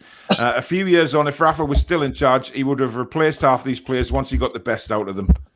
Yeah, but he was never going to be allowed to do that, was he? So, Annie, will you stop making love to your microphone, please? It's going in my ear, and it's a rather uncomfortable noise. Sheffield Wednesday are winning 1-0 at half time. I think somebody said they were 3-0 up now, are they? Yeah, they are. Yeah. Martin says our two main players are injury prone, Wilson and ASM. Our survival relies on them. Yep. Julie says it was denying a goal scoring opportunity, so it's a red. That's about obviously Reece James. Does anybody believe Bruce will change formation after the international break? No. Not a chance. He got the draw. He got the draw, so he's happy with that. So he's going to stick to that 5 at the back. Yeah. Mediocrity. Yeah. But this is the thing, right? This is what was blatantly obvious to me, is that Steve Bruce did not do his homework on Southampton. And we know that he doesn't do his homework on other teams. He thinks that, he'll put a formation out no matter what. Now, it was clear when that game kicked off against Southampton, we all knew that the formation was wrong and the tactics were wrong because Steve Bruce hadn't done his homework on Southampton, hadn't worked out how they play right now with Armstrong linking up with Che Adams and Pro was running riot. I mean, he missed an obvious goal, but Pro was dribbling, taking people on, and then getting past. So, it was blatantly obvious, but Steve Bruce didn't change it at all. He didn't tinker in the first half and think, right, I've got this wrong. I need to do something about it. Let's just tinker with it. He didn't. He let it go all the way to half time, and then he still came out after that with the same formation. And yes, it was a little bit better in the second half, and I'm not subscribing to bullshit that, people are coming out saying we were so much better in the second half. No, we weren't. We were a little bit better. But we weren't much better. If the first half was a 0 out of 10 performance, the second half was probably like a 2. Yeah. Maybe. Paul, I'll have to go, right? I'll have to go, sorry. All right, Steve, take care, buddy. See you soon. Let's see you. I think that first goal against Southampton was the only time you'll see that formation be used good. Because we got a ball playing center back, feeds it to a wing back, puts it to our striker. That's the only thing out of like a million other times that doesn't work. Yeah. Derek says, Paul, at the start of all this was John Hall. He knew the fat man had no interest in the club, only as a platform for his tat in the Far East. Hall knew that, but only was interested in the money. Listen, I'm not going to have a go at Sir John Hall because if it wasn't for him, we wouldn't be, the club we are now. We could have been out of business as far as I'm concerned. What I would say is go and watch the interview on Newcastle Fans TV with Sir John Hall. I think it's very, you get a sort of inside view of kind of what went on and what Sir John Hall thought at the time. I mean, he knew that, Ashley had an interest in spreading his global brand into the Far East, etc. But he also was led to believe that was Ashley's plans for Newcastle United as well, to become a global monster like the top 6 are. So Ashley's pulled the wool over everybody's eyes, to be fair. And is Sir John Hall from the area, I believe? Yeah, from the Newcastle area. So he gives a fuck about the club. He's a fan. He's a fan, definitely. And it shows. So why would he, if he knew that Ashley was gonna do what he was gonna do, I don't think he would have sold to him. I don't think he would have. We don't know. I mean, Ashley, we can say various things in hindsight. But it doesn't matter because we're in a shit show now. So Ashley's just been negligent. Yeah, Kev. Kev just said about Griezmann that he's in talks to return to Atletico Madrid. I heard that a couple of hours ago before I came on. That'll surprise me if Griezmann goes back there, Kev. He should go. He should come to Newcastle like Rodriguez. Apparently, that was fucking. These reporters are a bunch of retards. Who the hell ever? Yeah, I know. That James Rodriguez will ever come here. That's what I mean. I don't trust any media outlet besides Romano now. Well, to be honest, the way it's looking for James Rodriguez, he's not in Rafa's plans at all. He's going to end up not playing football, which is bizarre. But Griezmann back to Atletico Madrid. I mean. Kev, that's crazy, isn't it? I mean, they're not going to get the money that they sold him for.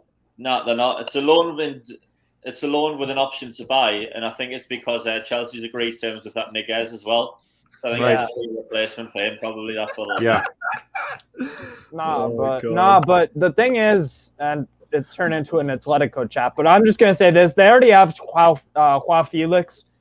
Like, what the fuck? Why would you go for Griezmann? Didn't you sign Felix? Yeah, that's what Simeone. And Simeone is one of those managers with something that's something Bruce should do, and this is even something fucking Neil Warnock does. He screams at his players. He screams at his players if they play like shit. He demands something. Yeah, because he's a proper manager. Everyone screams at their players apart from Bruce. Yeah. And Oli. Oli is one of those guys. Ollie tends to just sit and study his iPad, doesn't he? Through the guys, you've got over 150 people watching tonight, so thank you very much for that. If you are enjoying the show, don't forget to smash that like button. And if you're new to the channel, like what you see, or you haven't already done so yet, please do subscribe. And also, if you want to donate to the channel, super chats are available. If you hit the $sign at the bottom of the live comments, and that'll take you through that way as well. We've got Adam coming in as well. Good evening, Adam. Let's go. Are you there, Adam? Adam? Hello. Armstrong? Adam, are you there? He's not there, so he's gone. Right, we've got let's have a look. Gary says Ashley will leave it to the last 10 games of the season before getting rid of Bruce, as he has done before, Paul. Yeah, probably. Ethan says, do you guys think Matty Longstaff is still a prospect for our midfield? Hope his loan goes well. He had a good performance Sunday against Ross County. I would have kept him, mate. Well, I mean, given the state of our squad at the minute, if we're not bringing anybody in, the loan and Matty Longstaff out thing is just completely fucking. It's a shower of shit again. It's an absolute joke. Yeah, Didn't it is. come out and say that he was actually forced to go out on loan? Yeah, I tweeted that out this morning. You know, he has said that he was told by officials at Newcastle United that he had to go out on loan. So for me, he wasn't in Steve Bruce's plans for anyway. And it wasn't in his plan, in Longstaff's plans either. I know that, but if you look back to last season and you look back to that incident with the training ground and all that kind of crap, something happened with the Longstaffs, mainly probably with Matty, because it was Matty that was out in the cold for so long, not so much Sean. Something's definitely gone on there, and nobody can tell me different, because why on earth would Matty Longstaff be sent out into the cold like that? He may as well have gone to fucking Siberia. Lee says, what's the point in having a chief scout at Newcastle, Steve Nixon? They might as well sack the fella because he's another person getting paid for nout. Gateshead are a better run club than Newcastle. That's how low we've fallen. Beaters, I can see Ashley ordering some new wheelie bins for the players to take ice baths in. We are the 19th richest club. We fell out of the top 20 a few years ago. Nevertheless, we have the only skint billionaire. I mean, Dave Harrison, do you subscribe to all this crap that we've got no money? No, but I think the only thing I would say is that, you know, people like Ashley who are on paper 3.whatever million quid, you don't know how much cash they've got. But as you were saying before, you're talking about John Hall when he sold it. Ashley's well known for. I think I've said this before on the show. He's well known for turning things around fast. He flips things all the time. You know, he bought, was it 30 or 40 million pounds of Adidas shares a few years ago, sold them 3 or 4 months later for 50 odd million. Wow. That's what he does. And I think he was hoping to do it on Newcastle, and of course got it spectacularly wrong. But he's got to put the money in, because if he doesn't, his assets going to fall and fall and fall. It's like you said earlier on, if you've got to speculate to accumulate, and if he did it and got above mid-table, he would make way more than he would if he was trying to sell the club to whoever, the Saudis, whoever else might be coming in. But he's, you know, again, we've said many times, he's took the keys to the door and he's away. Doesn't care. Not interested. Gary says, hi guys, Villa fan here. Your club's biggest problem isn't the players or the size of your squad. It's having Steve Bruce in charge. He's out of his depth. One of the biggest, yeah. I mean, you know, let's face it, the Villa fans forced him out. They got the cabbages out and did what they had to do. You know, I mean, at the end of the day, we laughed at the time, didn't we, with all the cabbages, but it worked. Tangy says, remember West Ham fans rioting and going on the pitch? That was ugly. But let's face it, look where West Ham are now. It was a bit of a Croatian midfielder as well. Sorry, Kev? They've just signed another Croatian midfielder on loan. Yeah, Vlasic. Vlasic from CSKA. No. Another one? Alex Kral, Spartak Moscow. Czech guy. Yeah. I watched the Russian Premier League, and I rate both of those guys very highly. Seriously, Vlasic is a Croatian national team starter too. And Vlasic has played in the Premier League. He was at Everton 2 years ago, so he's kind of used to it. Beat says all we want is to compete on the pitch. Not much to ask. Well, yeah, I mean it isn't much to ask. Not fight relegation every year. Yeah, Ashley really thinks this club is worth 350 million. It's certainly not at the minute. Lee says, who's Ronaldo? Beats says, Sky Sports new rinse and repeat blowing off the big teams. Ridiculous. Billy says, I saw Newcastle Ashton Gate in the early 90s, and then it was a horrific ground. Even the rats were wearing overalls. Looks a beautiful ground now. It is. It is a beautiful ground now. Credit to Bristol City. Credit to Bristol City and their owners that they actually have ambition and they take care of their of the club. I mean, I know it hasn't been a great start for you, Zanny, but do you believe that the owners of your club have ambition? It's actually been not a bad start, actually. Well, yeah, you know what I mean, though. You know, like it's been meh. It's still shit though. We've spent actually. Kev, that was a low blow, man. We've actually spent quite a lot of money. Spent $1.5 million on a centre back. Spent I think 600 or 300k on a right back. So yeah, they do have ambition, but it's just I don't know. It's just. But what I get the you know, from me as a fan looking in on a team like Bristol City. Your owners aren't just going to come in and splash millions of pounds. It's what I was talking about before. It's a process. It's an ambitious process which they go through where they want to build on every season. So, like I said, if we got new owners coming in, I would be quite happy as long as we were making progress every season to see a bit of ambition. And wasn't built in a day. Yeah. And this process with Bristol City was gradually happening over 3 years. It was meant to be a 5-year project. Snapped after 3 years because we sacked our manager, and we hired their assistant, sacked him in 6 months. Now we've got Pearson. It's another 3-year project. How many more projects do we have to buy into before we as fans can snap and say, no, these owners clearly don't know what they're doing, or the CEO doesn't know what he's doing, and then we demand a owner change or a CEO change, whatever it is.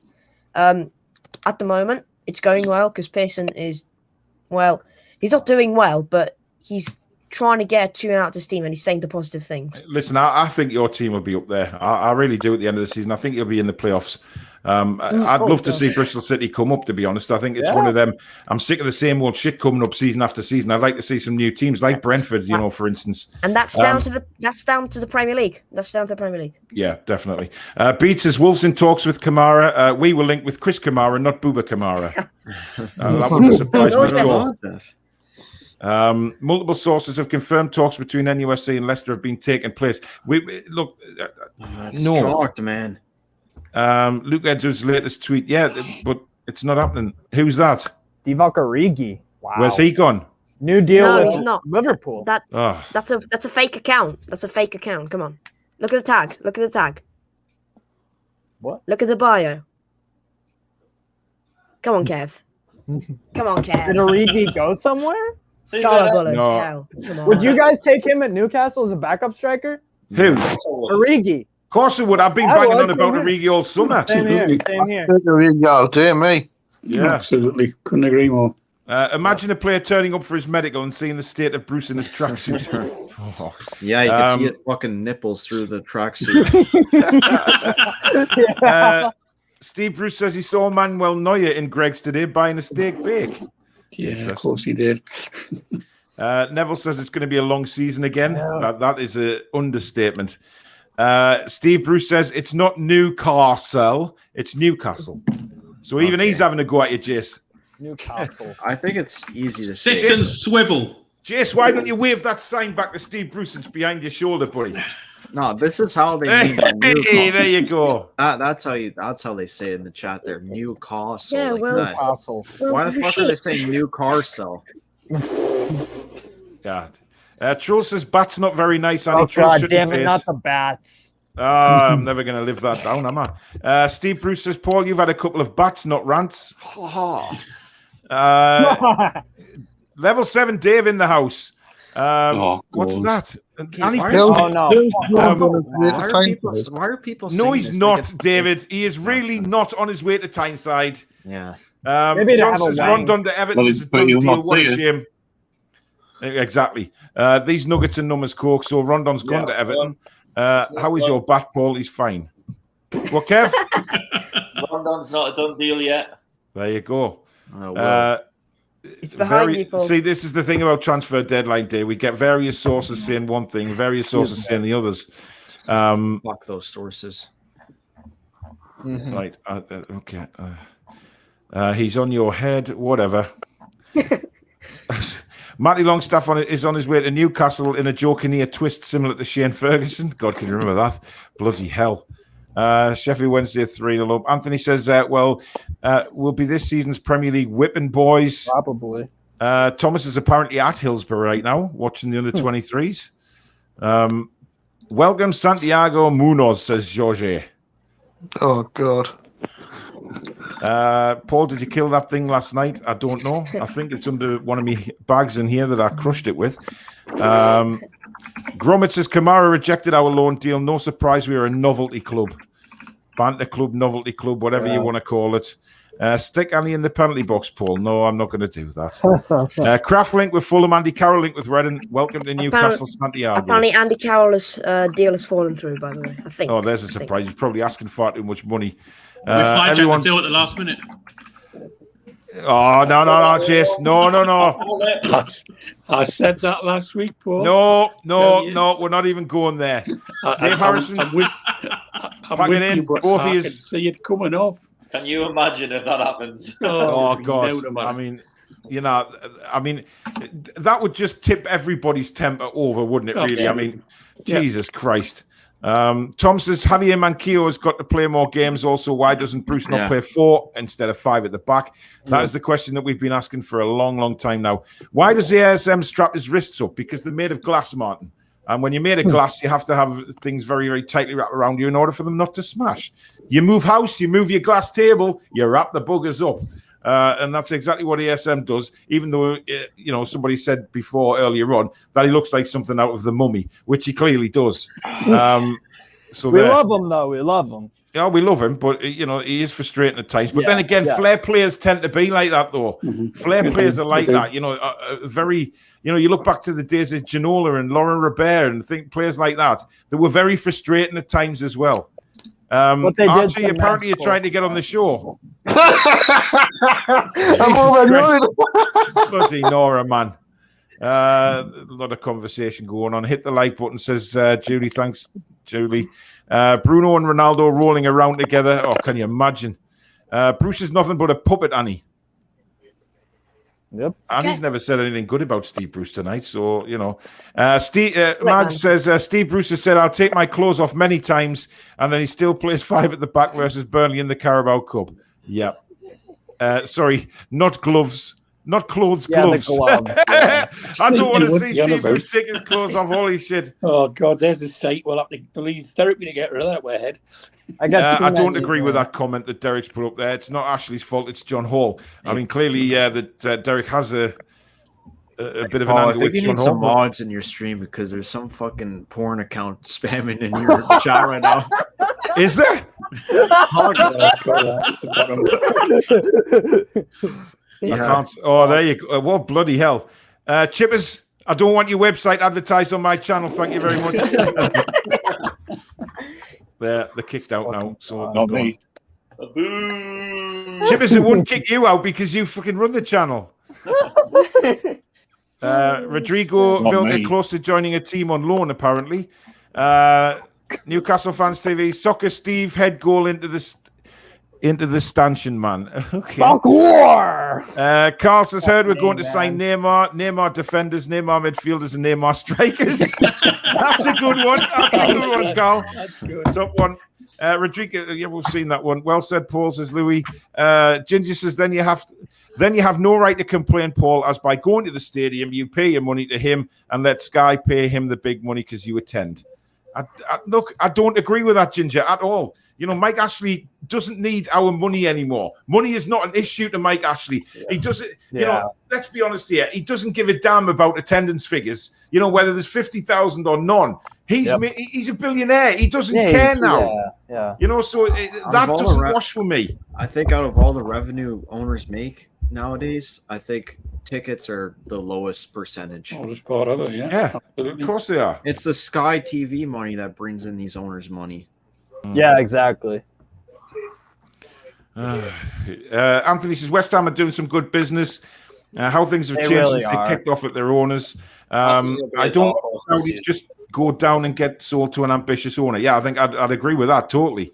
Neville says Ashley won't sack his yes man. The takeover is gone. That Irish young lad in the under-23s has gone out on loan. Yeah, Watts. Kellen Yeah. Watts. Yeah. he No, went that's ages Ke- no. He's No, English. he's English. Kel Watts is English. I don't know. Oh, If he's on sorry. Jesus Christ. You're quite No, welcome, but they're my child. British. Ginger says the Saudi takeover is a reason to not spend money on players. It's a game played by Ashley and co. And spin not. What's that? Is that the Irish guy? Oh, Can anybody read that? I can't. NUFC defender Oisin? No, it's another kid out on loan. Yeah. Yeah. Is that not the Irish guy? It might be. Yeah. Probably. First name is Austin. Yeah, that's him. That's him. Oh, that's how you Austin say it. McKinty. I up Greenock for the rest of the season. So there you go. He's off to Greenock. Jones brings nothing. Another nobody. Pervert you- Pete says hello, babe. Well, hello, Pervert Pete.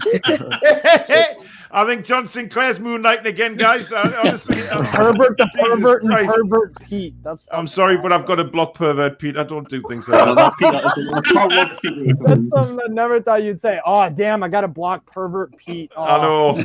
Something you'd Damn never see on a shame. fan forum. Tony says Ashley doesn't care. He's convinced he will get money from the anti-competition case and then sell the club to whoever with the case money making up the difference. It's all gambling to Ashley. It's Russian roulette. Yeah. That's all it is to him. Tony, and that's why he doesn't really care what league we're in. Anthony says if it was Alex Ferguson, the players would have been terrified to go in at half time. Griezmann's gone back to Atletico. Oh He's my gone now, God, has he? I'm seeing that. Yeah, Romano just tweeted that 20 seconds ago. Loan Gromit with an says- option. Loan with an option to buy for 40 million. 40, bloody hell. Gromit says apparently the lights are off at the Newcastle training ground. The window is officially over. Look, the lights are off all the time because they can't run the electricity bill. Judy says it's like a school tuck shop. Worse than on a Monday night. No, it's not, Tom. It's really not worse than a Monday night. Did we buy anybody, says Judy? Nope. We bought Santiago Munoz, a fucking Munoz. emotional bait for Ashley to try to get us happy about something, and it just doesn't make me happy. But he's only on loan, isn't he, for 18 months with an option to buy? 1.6 million loan. Or that's So we haven't yeah. actually bought him. Why yet. are we going to loan No, someone? it's a loan with an option to buy, yeah. But it's for our U23s. Even and here's the thing that frustrates me the most. Even if Santiago Munoz kills it for the U23s, you think still not Bruce gonna is going to chance. fucking play him? No, you're He absolutely won't. right. He's not. No, That it's Sam not. Allardyce is on Sky Sports News. Oh, Is he actually? Yeah? you know, they get I the would old kill truth. for Sam Allardyce right now at Sky Sports News Newcastle. have just Has tweeted Harry out Redknapp actually been on today? Go on, Big Sam. Said, you fun. Mark the Leeds fan says, Paul, do you think you will beat us as we have not clicked yet? You'll click against us, mate. I Yeah, guarantee it. you'll find your Leeds will beat us. Yeah. We can't defend against I teams. can't like even this. see us where our first one's gonna be. Yeah. Sinclair's in the house. John Sinclair. Even and Paul and gang, hope you well. Looks like our transfer deadline is done, so no surprise there. While Well, others are doing their business very quickly, we're left behind. Am I too late to join the channel? Get yourself on. We've got about 10 minutes left, mate, if you want to get yourself on. Oh, Yes. John's had it again today with the tagging of the females. Paul, you need to do a transfer deadline day special of a fan forum right away up until 11 o'clock. Is that so? Yeah. I'm leaving. I'm going. Do you know what? I was actually going to go live at 11 o'clock tonight, but what's the point? I may as well just sit here. Julie says, think I know when you will click. Exactly. Right against Newcastle United. Jeff says, hi, Paul and fellow supporters. Hopes all well. Let's all give Jeff a wave. Good evening, Jeff. You want to play Thomas for says, Newcastle? evening, John. How was Joe Linton last night? Thomas, will you shut up? It's a Monday. It's a Tuesday, not a Monday. Louis says, when I spoke to Sir John Hall, he told me that owning a football club was the worst business decision he's ever made, and he never recommends it to those seeking to make substantial profits. 100%. Yeah, he did say that. John sold us to the devil, Paul. Simple as that. I don't know about that. Paul, yeah, yes. Spammers are back.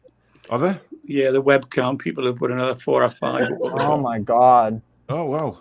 I've blocked them. How did they... Chippers, pack it in! Not me. Seriously. Honestly, make another account. Lee says the writing was on the wall the day the club decided Steve Bruce was the bloke to take over where Rafa left off. Yeah, I mean, yeah, well, there's nothing you can say to that, really. Lee says, Archer, were you in the Gallagher lower against Southampton, the block to the left of the goal? I think I saw you asking the steward where your seat was. Oh, yeah. Oh, yeah, I was in the Gallagher. You can see that Tash from space. Surely you should see him. Paul.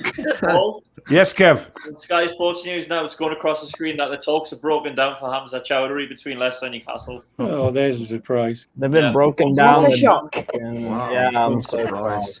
That's a joke, not like an absolute joke. Sky Sports News have also tweeted out that Man United just signed this Cristiano Ronaldo bloke. Oh, I didn't know that. But yeah, they haven't made a big fuss of that, have they? Fucking twats. Honestly. When we only bought Willikin, do you think we will have money to spend in the next transfer window? There is money, but Ashley doesn't want to fucking use it. It's like having a nice fucking car, but not driving it. You can't tell people that you don't have a Ferrari in your garage, but you know, he doesn't want to spend his money. He's a fucking billionaire. Hey, check this one out. Luke de Jong is off to Barcelona. Yes, wow. I've seen that. Do you know, it's amazing. Not a bad player. Yeah, he never got a chance at Newcastle, really, did he? I mean, he never got a run in the team and stuff like that. So Ryan Christie, the Celtic forward, he's gone to Bournemouth. So he could have maybe done a job as a backup, Ryan Christie. I think and it was for only like $2.5 million as well. Yeah, Lee Griffiths has left Celtic and he's gone to Dundee on loan. I couldn't believe that. Wasn't he like one of their major players a couple of years ago? Yeah, he's had a few problems. John must be crying. Oh, he was crying. He seemed trying to defend Celtic on the show yesterday. My God, honestly, it just. Michael says not Newcastle related, but Barcelona only just registered Aguero today.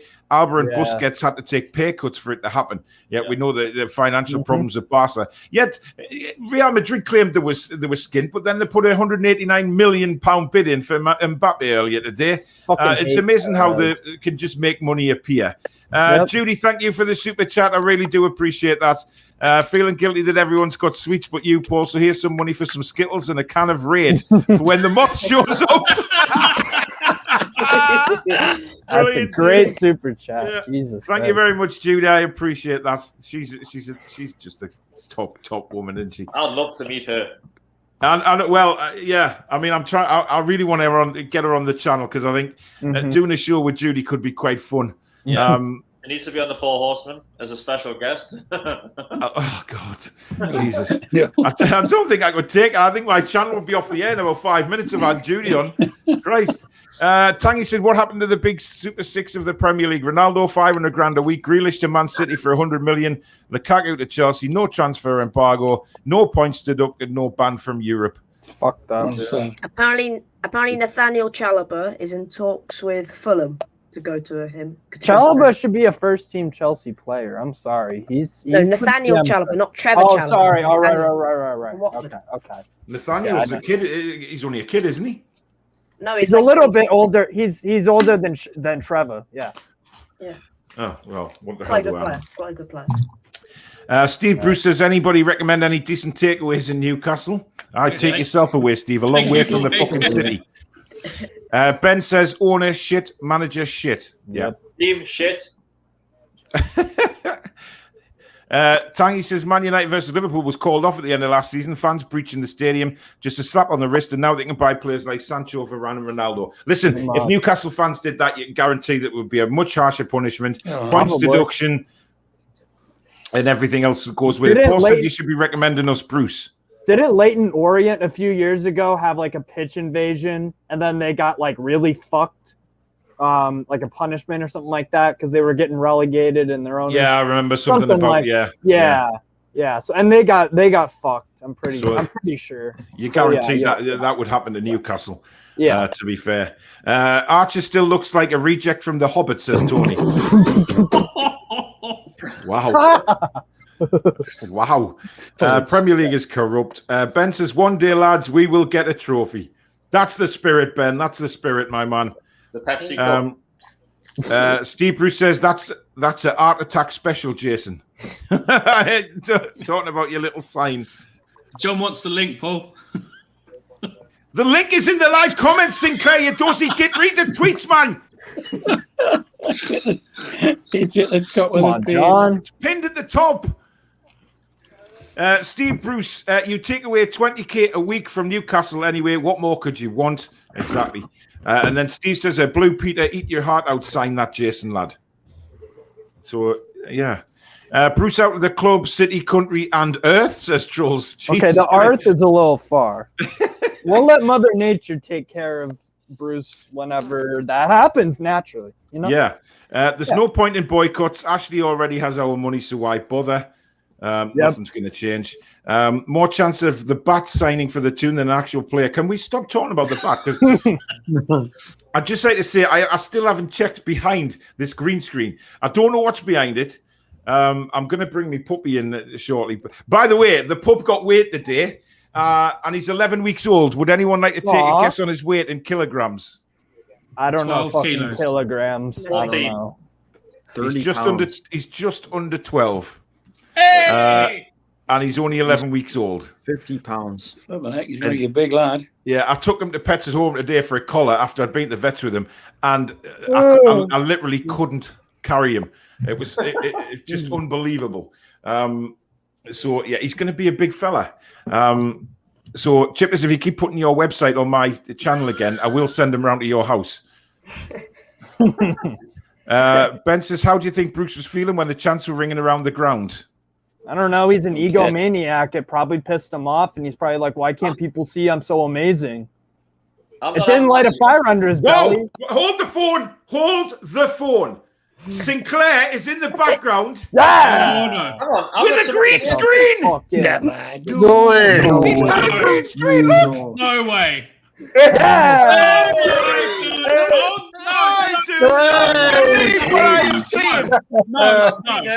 Jesus Christ on the bike. Where is that? I am absolutely staggered. How have you done? Is that an Italian city in the background, John? Venezia? You know it's Italian. Yeah, that's Ben. Yeah. Yeah, but you don't. Where's Jordan on this? He's the gondola.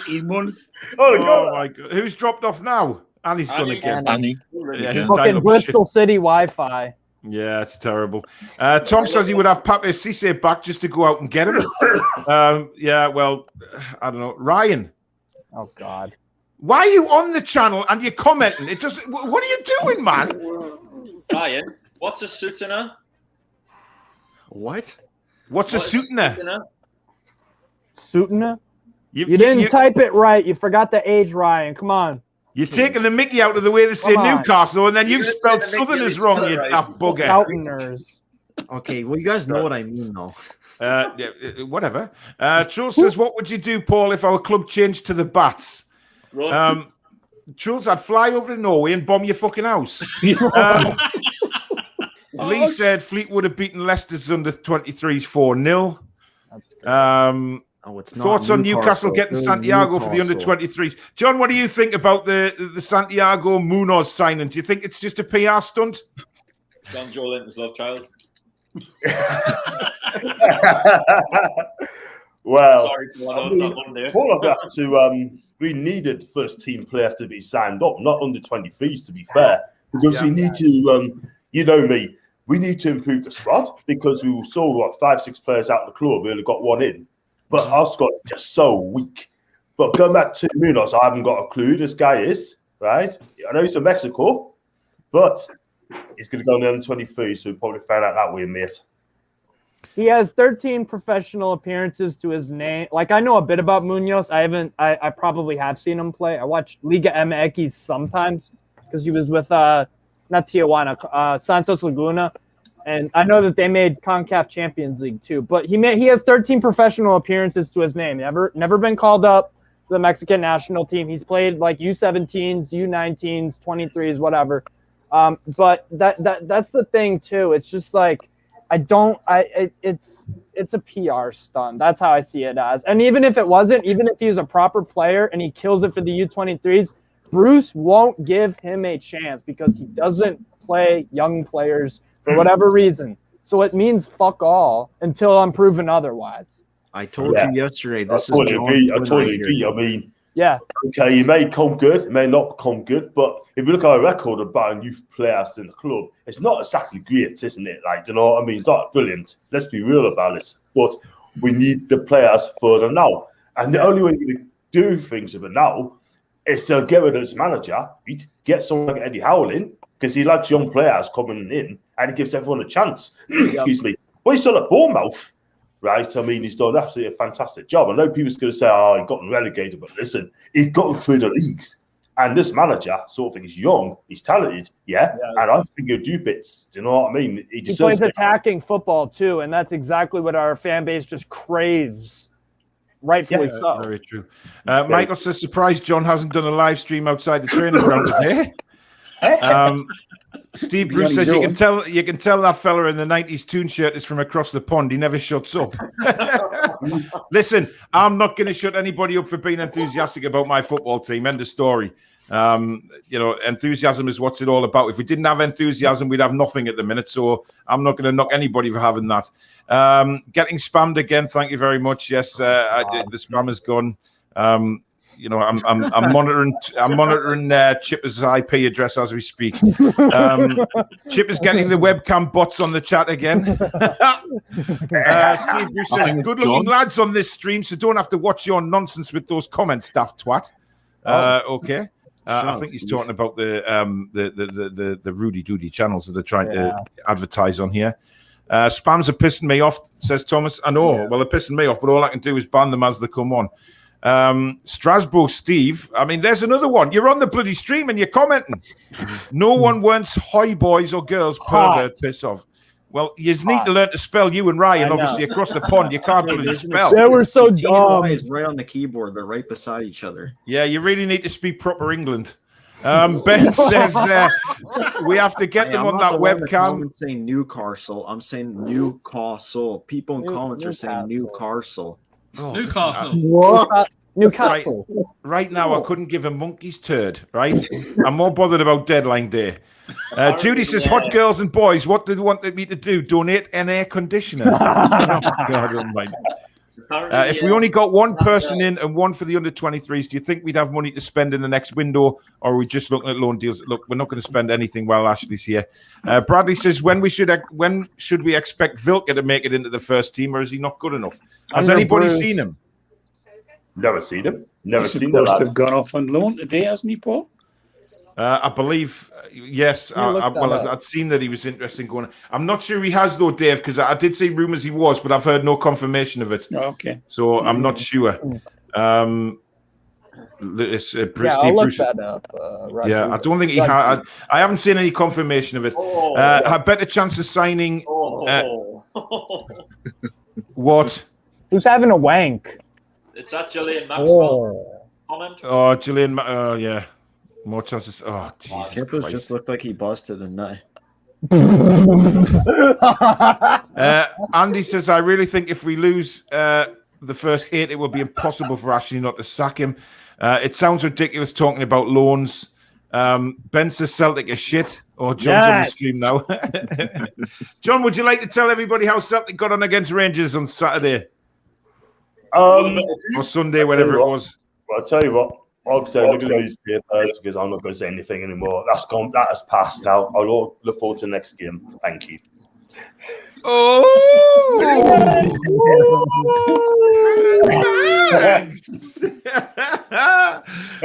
dear. Andy says, bet Willock is going to be so full of regret come Christmas. Yeah, talk about regret. Jesus Christ. Does anyone know if Ronaldo has signed for Man United? Just I haven't seen anything on Sky Sports. Just a rumor. Yeah. Premier League would kick us out of the league and we'd have to play Durham City if we did what sort of other fans have done at other clubs. Yeah, of course we would. We know that. Cole says, looks like a Northern Echo front cover of some PED ring. Jesus. Terrible thing to say. What you're trying to say about my fan forum is that we don't play baseball. We aren't drugged up. Come on. That's very true. That's awesome, John. That isn't it? Yeah. John's trying to set up his green screen, and he's done it, Julie. He's done it. Judy says, look, I know it's not the Four Horsemen, but I actually have something in my bedroom that looks suspiciously like the purple exclamation mark on that Brucey out picture. Oh, fucking God. Oh, no. Yeah, I think you screwed Not the yourself up sex there, toys, bro. Oh, Judy, you're a disgrace. You really are. Gordon Bennett, you'll get Chipper's knee shaking again, man. Jesus. Steve Bruce is just making news. Edouard has left Celtic to join Palace on a 5-year deal. Just been confirmed. Jesus Christ. So even Palace are doing late deals. Wait, Hudson Edouard? Yeah, they signed He him. costs 18 million. Yeah. Oh, my God. Steve Bruce says, my 5-year-old grandson could create a better sign than that. He's really having a go at you tonight, Jason. Paul says, Penfold gets a pay rise and does less for us in the transfer window, waste of space. I mean, that's a thing, Dave Harrison, isn't it? I mean, you see his 300 grand or whatever it was pay rise, and what is it for? No idea, Paul. I mean, I've said this before, that you never see him, never hear from him. I actually don't think I've ever heard him speak. Now, okay, Chip executives aren't going to be on the telly every 5 minutes like the manager is, but he just never speaks. Never heard from him, and he never says anything. I think I've only heard Ashley speak about 4 times in the year, which is frustrating. I mean, other teams are just as bad. The Glazers said now for 10 years and came out just recently. But, it appears you can only do one deal at a time, and it takes them 3 weeks. Other people can get deals through, we've seen today in a few hours. We can't do it on deadline day unless it's somebody going out, because he's just not good enough. I mean, I don't know what the man does. I really don't. He may be a lovely guy. I don't know, but from what he's done for us, it's just rubbish. Now. Well, I mean, I know. I mean, I've just seen a comment there replying to that Steve Bruce one about him saying his 5-year-old could do a better picture, and then somebody commented, well, Steve Bruce, your 5-year-old grandson could probably manage the team better. Yeah, that's so true. Yeah, I can categorically confirm that it is a PR stunt because the daft twats will be lining up for his name on the back of their 65 quid shirts. No, they're not. No, they're not going to get Munoz. Tony says Paul's favourite ex-player, David Batty. Oh, there's a funny one, isn't it? Honestly, I'll laugh at some of the comedians in these comments. I really do. Beats says Luke. Shut up, Dave. Beats says Luke de Jong has went to Barcelona. Anthony says, I hope he's brought Anna Friel with him. Anna Friel? Frank Brookside. Used to be at Brookside, didn't she? I know who she is, John. I'm just wondering what. Charles says, would be great if our players would get some legs. All right, okay. Julie says, has Kevin literally eaten his way through all the way through this show? He's still got the bananas in the back and those, what are those, pears, apples? Like that. Shout out to all the pears. Bananas. 5 a day, well I've done. had a bunch of grapes. I've had snack bars. I've had I like grapes. Grapes are good. cookies and cream Milky Bar buttons. I've had everything. Okay. Jeez. I wish Jesus I Christ, Kev, it's like Hell's Kitchen with Kev. Honestly. Tom says, where's PD proudly at tonight? He's moonlighting on Baz's channel, I believe. Chowdhury deal broken down. Yep. I bet Gordon Ramsay could do, speaking about Hell's Kitchen, I bet Gordon Ramsay could do a better fucking job managing Newcastle, and his thing is fucking food. Well, he wouldn't be afraid to speak his mind. Yeah, that's one thing. Yeah, that's facts. This is true. Ian says there's a helicopter incoming. There was a fucking helicopter in this room last night, I know that much. Listen, Ian, I know you keep an eye on the air traffic, mate, but I'm not so sure it's a Newcastle inbound signing. Tangy says Steve Bruce is only likely to do business with Just Eat as sponsors. Uber Eats. Yeah. Jonathan says, Paul, your fans forum is great. Thank you very much, mate. Appreciate that. Thanks, John. Annie says, sorry, my internet went. Yeah, we know it's just a Bristol thing. Yeah, it must be. Judy says, anyway, you guys got to dash. Love you all. Up the tune. Hit a like and stay safe, everyone. Love you, Judy. Thank you again for the super chat. We want Bruce out now. Tony says to Annie, you mean your dad turned your computer off? Oh, dear me, leave him alone. Buster Cherry, good evening to you. Nice name. Look on the bright side. At least you're not Arsenal. That's like having AIDS and being like, well, at least I don't have cancer. It's like, Jesus Christ, Steve. I don't know. Deep I don't know. Bit drastic. Or it's like, Or it's like, oh, I'm missing my leg completely, but at least I have my arm. At least, that guy doesn't. So it's all just two shit situations. But, whatever. I'm not so sure.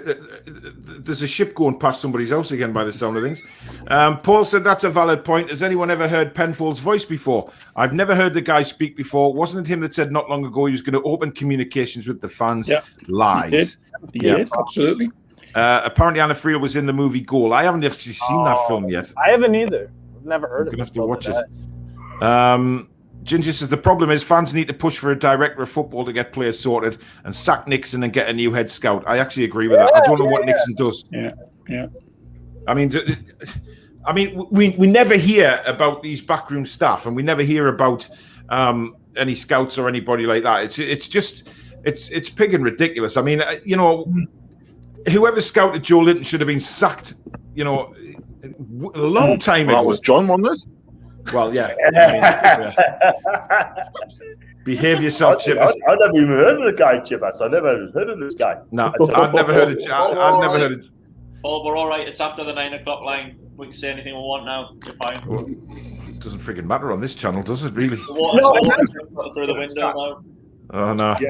About this Munoz signing, I want to make this absolutely clear. I hope he proves us wrong and that he is actually being. I know it might be a pipe dream. I just I don't want. I'm not rooting against the guy. I'm questioning why that transfer is made. Like for example, Celtic could have gone for Jordan Larson. Who's at Steve, let's just shut up for 2 seconds and wave good night to Julie. Julie. Good night, Julie. Sorry, Paul. Charles says great show as always. Take care and have fun all. Rodrigo Vilca has joined Doncaster on loan. Oh, wow. I didn't actually know that. Great show, Batman, says Thomas. I'd rather be Arsenal than Newcastle.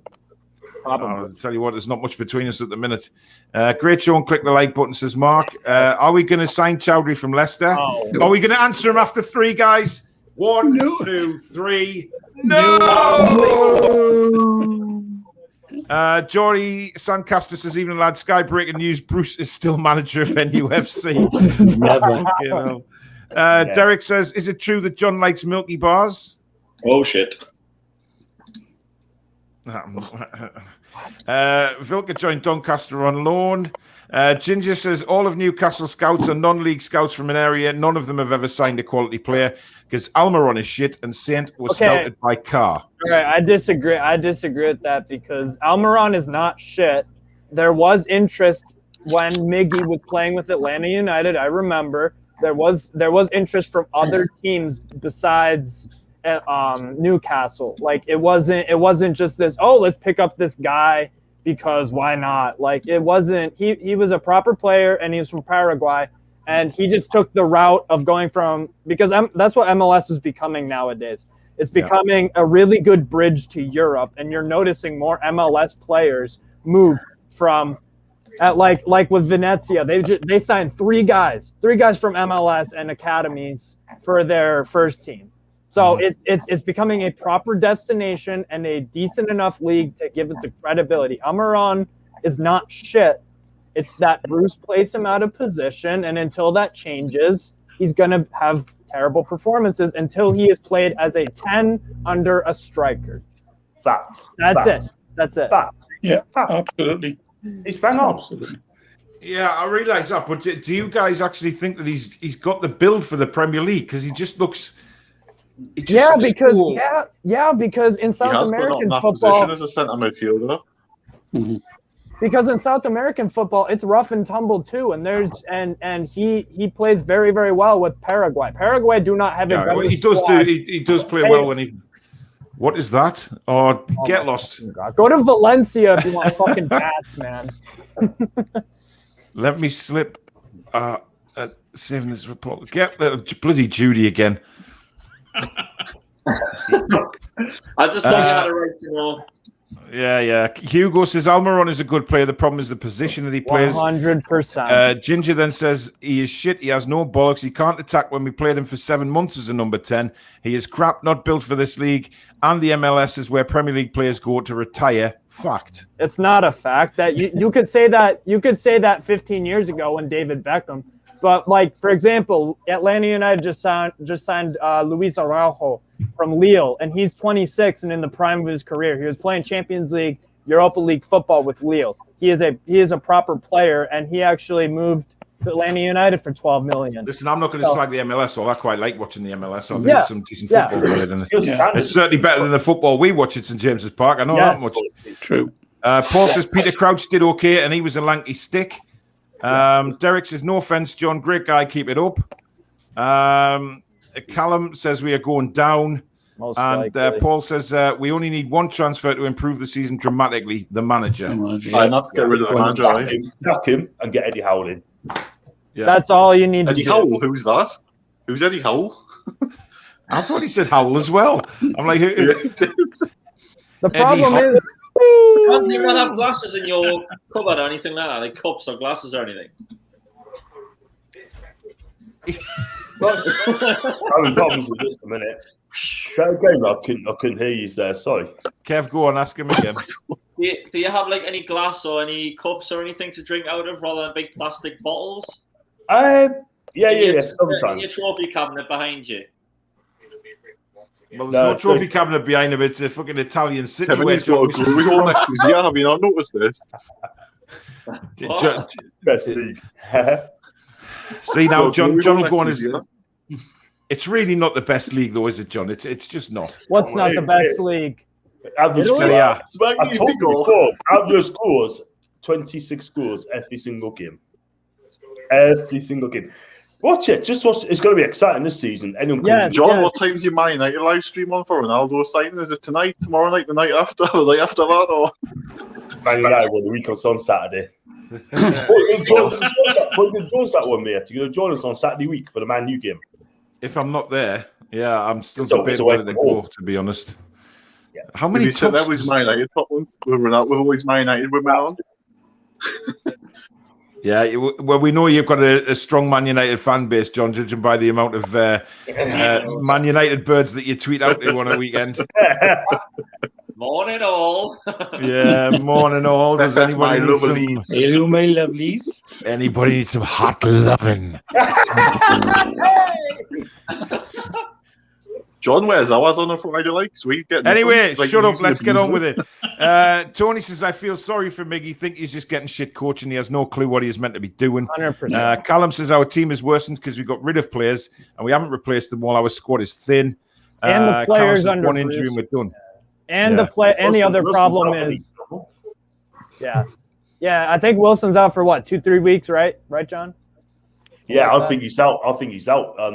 For about a month, 3 weeks to a month. And we've been saying, Paul, all season, if he gets injured, we got no backup. He's going to get the goals. Joe Linton's not good enough. Dwight Gale's not good enough. Yeah, and there's no one there. It's a bit harsh on Joe Linton, John. Your favourite player. Yeah, but that's thinking the truth, mate. This guy is simply not good enough for not just for Newcastle, for this league. That's very true. He should go join. He should go join like a Zenit or something like that. If he really thinks he's like a top player or whatever. I don't know. Yeah. We'll take him to Bristol City. Yeah. Right. Unfortunately, we are going to have to end the fan forum there because I do have, unfortunately, puppy and children to feed before they go to bed. But it has been a cracking show, well over 2 hours, which is brilliant tonight. So thank you, everybody that's took part in the forum and come on the show. It's been great crack. I love doing these fan forums because everybody gets to have the say. It's brilliant listening to everybody's opinions and in the comments as well. It's been fantastic in there as well. So if you have enjoyed the show, guys, please hit the like button and subscribe and help me build this. I'm well on my way to 3,000 now. It's going up every day. And that's what it's all about for me. Is just building and building. Anyway, we will be back with another fan forum next Tuesday when we will be building up for the Manchester United game on Saturday, and looking forward to getting an absolute plundering. Yay! Back-to-back 9-0s incoming. Yeah, I mean, if there is anything happens, then obviously I will be doing videos. But Jason, thank you for coming on again, matey. And do you want to give your channel a quick shout out? Keeping it Toon YT. I'm close to 70, so I'm nearly at 100. And got an interesting video coming out on Thursday you might want to see. I'll check it out. Yeah. Oh, you were on my channel earlier making comments. Yeah, indeed I was. You were. So thank you. I'll show you some love. Go and check out Jason's channel. Jason, I will see you next week on the forum, buddy. Take care. See you later. Cheers. Steve, thank you again for coming on, Mr. American Man. Give your channel a shout out as well if you wish. Yeah, it's Strasbourg Steve. I just started literally 2 days ago, yesterday. But I have like a 5-hour video. Basically the first 2.5 hours I review. I have 107 football shirts, jackets, etc. Jesus. So if you wanna check that out, and then the other 2.5 hours till about 5 is just I'm talking about European football with Ryan actually. So Kev, I mean Steve, to be honest, I wouldn't. It doesn't surprise me that you can do a 5-hour video, mate. It really doesn't. I could talk football all day, and then if any of you guys want to do a video of me, 100%, I'd love to. Especially John with the Serie A, because I really like watching Serie A. Yeah, just contact them on Twitter. I mean, that could be a 10-hour live stream. That bloody thing. Hell yeah. Very used to. Hell yeah. Right. Take care, Steve. I'll catch you next week, buddy. Take care, man. Thanks for having me on. No problem at all. Nice seeing you guys. Peace out. You too. Kev, thanks for coming on, buddy. Get yourself back on next week if you can, mate. It's good to have you on. If I'm not working or anything, I'll try, yeah. Right, spot on. And maybe we can convince you to come back to the Toon as your number one again. Well, we'll see what happens tonight, and then I'll decide tomorrow. All right, matey. You take care of yourself. See you later. See you later, buddy. Chippers, thank you very much for coming on again, mate. It's been a pleasure again. I mean, hopefully next Tuesday when we're back on the fan forum, we might have a bit crack about a possible new loan signing sneaking through the door at the end, but we'll see. But take care of yourself, mate. We'll see you next week. Cheers. Ryan, are you still there? I can't see you. You look a bit dark in that dingy basement. Oh, somebody's dancing in the back. Who's that?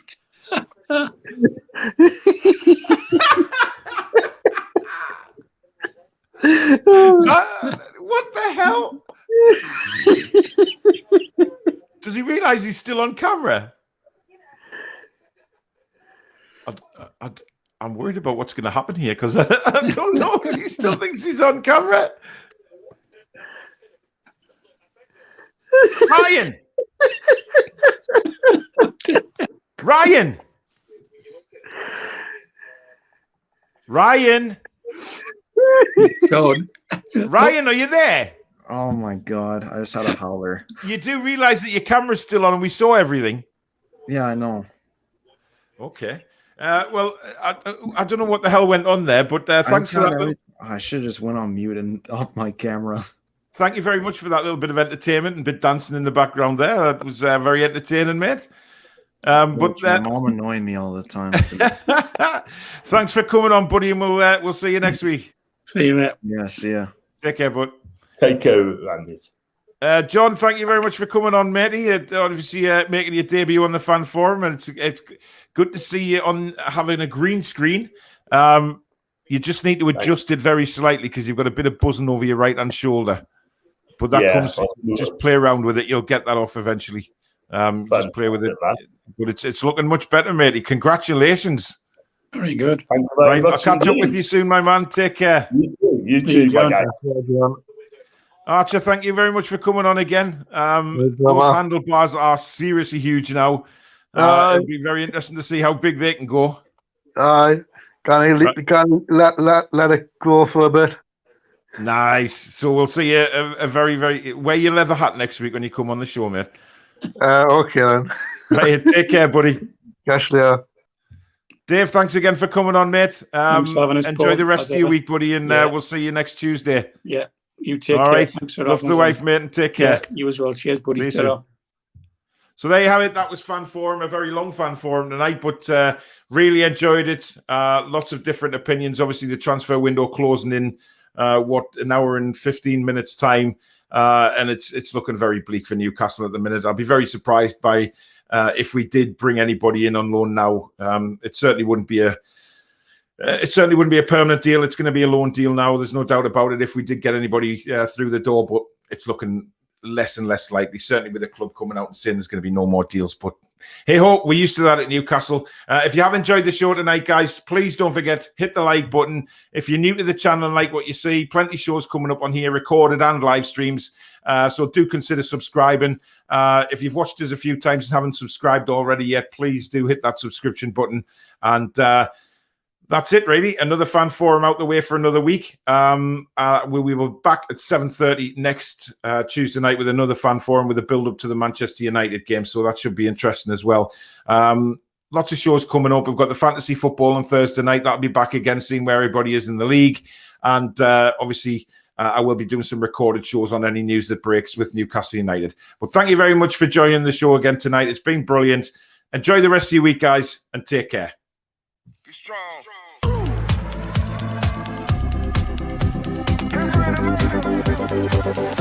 strong.